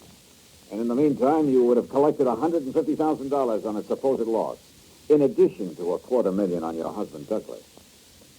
Why did you have to come along, Johnny? I'm afraid you asked for it when you filed your claim. $400,000. We had to. We were in trouble. Oh, sure, because you spent every nickel you could get your hands on. No. We inherited the estate. I told Douglas. Oh, we could yeah, try to... sure. All his fault. True. Well, that ain't the way I heard it. And I don't intend to believe it any more than I believe a couple of things you told me on the plane down here. You don't understand. Nobody has to lie. But remember how you sobbed as you told about the last radio contact with your husband when, as you put it, you could hear the rocks grinding away at the hull and the water pouring in overside as he desperately fought for his Johnny, life? please. Well, I heard it a little different from Oscar here. The radio signal was suddenly cut off, that's all. No fancy sound effects, nothing. Oscar told you that? And what rocks, by the way, that smashed the sea legs? I flew out to the Baldero Islands and tried to find them. They were as non-existent as the wreckage that should have washed ashore on the Baldero Current. I'm beginning to see some things, Johnny. The mate or skipper or whatever you want to call him, who was supposed to have been with your husband, has been lost with a boat, Ramon Gonzalez. Well, as you can see, he wasn't quick enough when he attacked us here a minute ago, and I had to get a little rough with him. Johnny! If you're having a gun pointing at my back, stop kidding, Connie. You know more Johnny, look out! Wait a minute, He was going to kill me, Mr. Dollar, but you were too good for him. Well, a lot of help you were. That his knife? Huh? Oh, yes. I think I'd better have it, Oscar, because, well, I see Connie Lancer made a hasty exit from the scene. She did? Well, what do you know about that? You didn't see her leave? Well, it's so dark in this old shipyard, and I was so worried about you, dear Mr. Dollar. Why don't You should be. Plenty worried. Huh? Look, why don't we get out I needed only two things when I came down here, Oscar. Proof, both of them. Why don't we get out of this dreary place, Mr. Dollar, and talk someplace else, huh? Where there's life. Oh, shut up and listen. I found them both now. Proof that Douglas Lancer never died in a wreck of the Sea Legs, and proof that the Sea Legs was never wrecked at all. Except for a couple of details, the case is closed. One of those details is you. Hmm?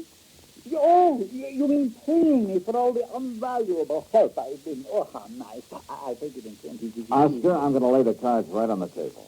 And the money? I'll find it to you. Now, listen to me. Connie Lancer slipped away during our little ruckus here. But you could have stopped her as easily as you could have stopped this Gonzalez character from jumping me. She said she had a gun. A bluff. She didn't. But you did. Me? Oh, Mr. Dollar, I spotted that bulge under your left arm the minute you appeared in my hotel room that first morning. Well, don't reach for it because I'm carrying one, too. Mr. Dollar, dear, I don't understand. Well, I do, now. I've wondered from the beginning just why you insisted on sticking so close to me from the minute I arrived here in Nicaragua. All right. I will tell you the truth. the whole truth, even if it costs me a small, slight percentage of the munition fees you're going to pay me for the unestimable assistance I have been giving you. Oscar, you just won't give up, would you? The money. That's what it is. The money. Like I get from all the Americans who come here to Nicaragua. Only from you it was not for sightseeing, guiding, but for all the help. Like, for instance, the money you've been getting from the landfears? I cannot tell a lie, Mr. Dollar. I did get some money from Mr. and Mrs. Landfield, for various and Sunday services when first they came here, but why not, including the use of my radio sender? You see, if I hadn't known they would pay me well for the using of my radio... Your unlicensed My radio. unlicensed radio, because the license costs too much. Why, I would never have been able to know about the wreck that didn't happen, and so skillfully lead you to the Baldara Islands and all the clues that I... Well, you know what I mean. What you really mean, Oscar, is that you expected a lot more from them if their crazy plan to collect on the insurance policies worked out. You're sure? Because no, Mr. Dollar, no, I was only trying to help you. Think, Mr. Dollar, about all the things I've told you about. You were careful not to tell me a single thing that I wouldn't have learned anyway. Oh, Mr. Dollar. Why did you insist right off the bat that we fly to Puerto Gardo, for instance? Why, of course. Apparently to help me for a small pittance, of course. But actually it was to keep me out of the way while Constant Landfear made contact with her husband here in San Juan del Perro. Oh, please, No doubt you worked that all out with her before you busted in on me that first morning. Then when we did get to Puerto Gardo, tried to prevent me from spotting the current that would have taken any wreckage from the island to wash to the shore on the sandbar at Puerto Gardo, if the sea legs had gone down. That isn't... No. I told you about that strong current and very dense. Sure you did. But only because you realized at that point that I couldn't help finding out about it anyway. Mr. Dollar, you're making a crook out of me. Making a crook of you? Well, I have this little item, Oscar. When we started to land our plane and Douglas Landford came at us with his car, you know as well as I do that you could have avoided it. Kept us from snapping off our landing gear and crashing. Oh, it was nicely done, too. So that you wouldn't get badly hurt, but still be up and around to collect from Landfear for it. Oh, Mr. Dollar, how can you even implicate such a horrible thing? You, my dearest, my undying Because friend. of your little suggestion along the way that I unfastened my seatbelt and relaxed while you, I noticed, kept yours tight. One thing after another. And finally, of course, armed as you are, you not only let Gonzalez attack me, but you let Connie Landfear escape as well. And all for money. Money. That's all you've talked about. How did you figure to collect for all this?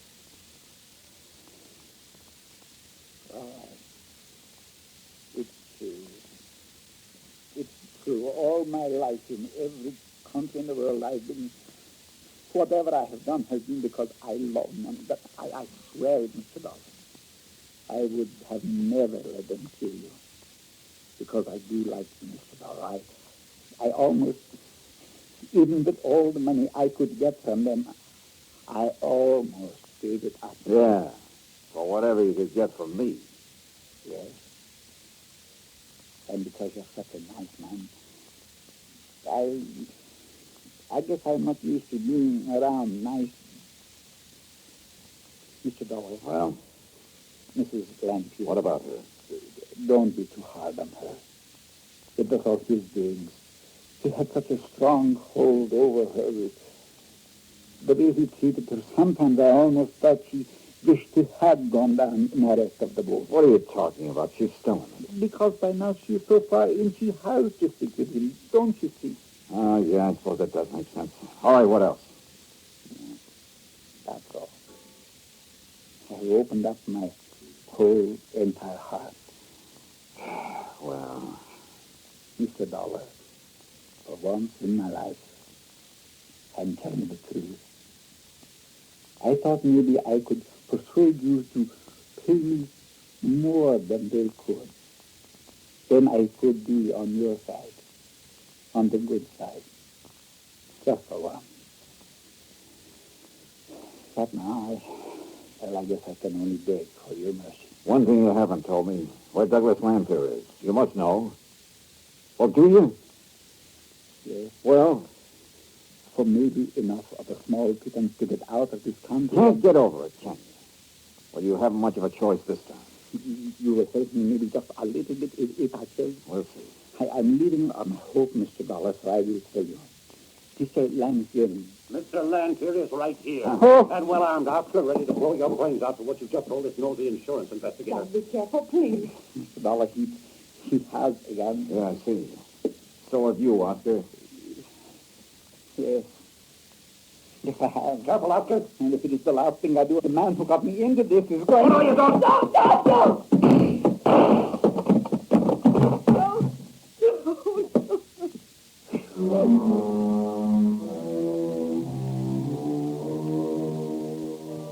So, it was after that I called Captain Ramirez of the Federal Maritime. Someday I'll learn that word. And let him take charge. Extradition proceedings for Connie are underway. The U.S. courts will have to take over with her. And Doug Lanfear's body is being shipped to the States.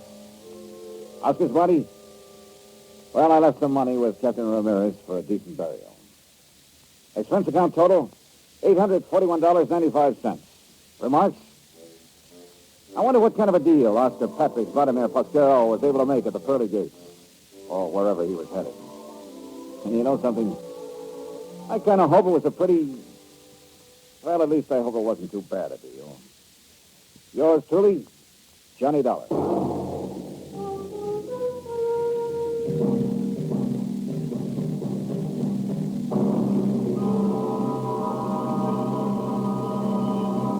Next week, the promise of romance in the arms of a lovely girl, and the threat of a knife in the back. Join us, won't you?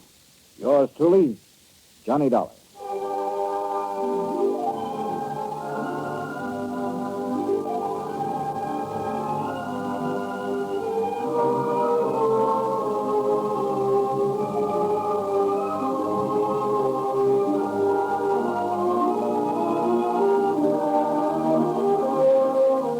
Yours truly, Johnny Dollar, starring Bob Bailey, is transcribed in Hollywood.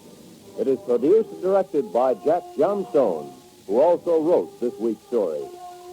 Heard in our cast were Harry Bartell, Lawrence Dobkin, Virginia Gregg, Parley Bear, Don Diamond, and Russell Thorson. Musical supervision by Amerigo Marino.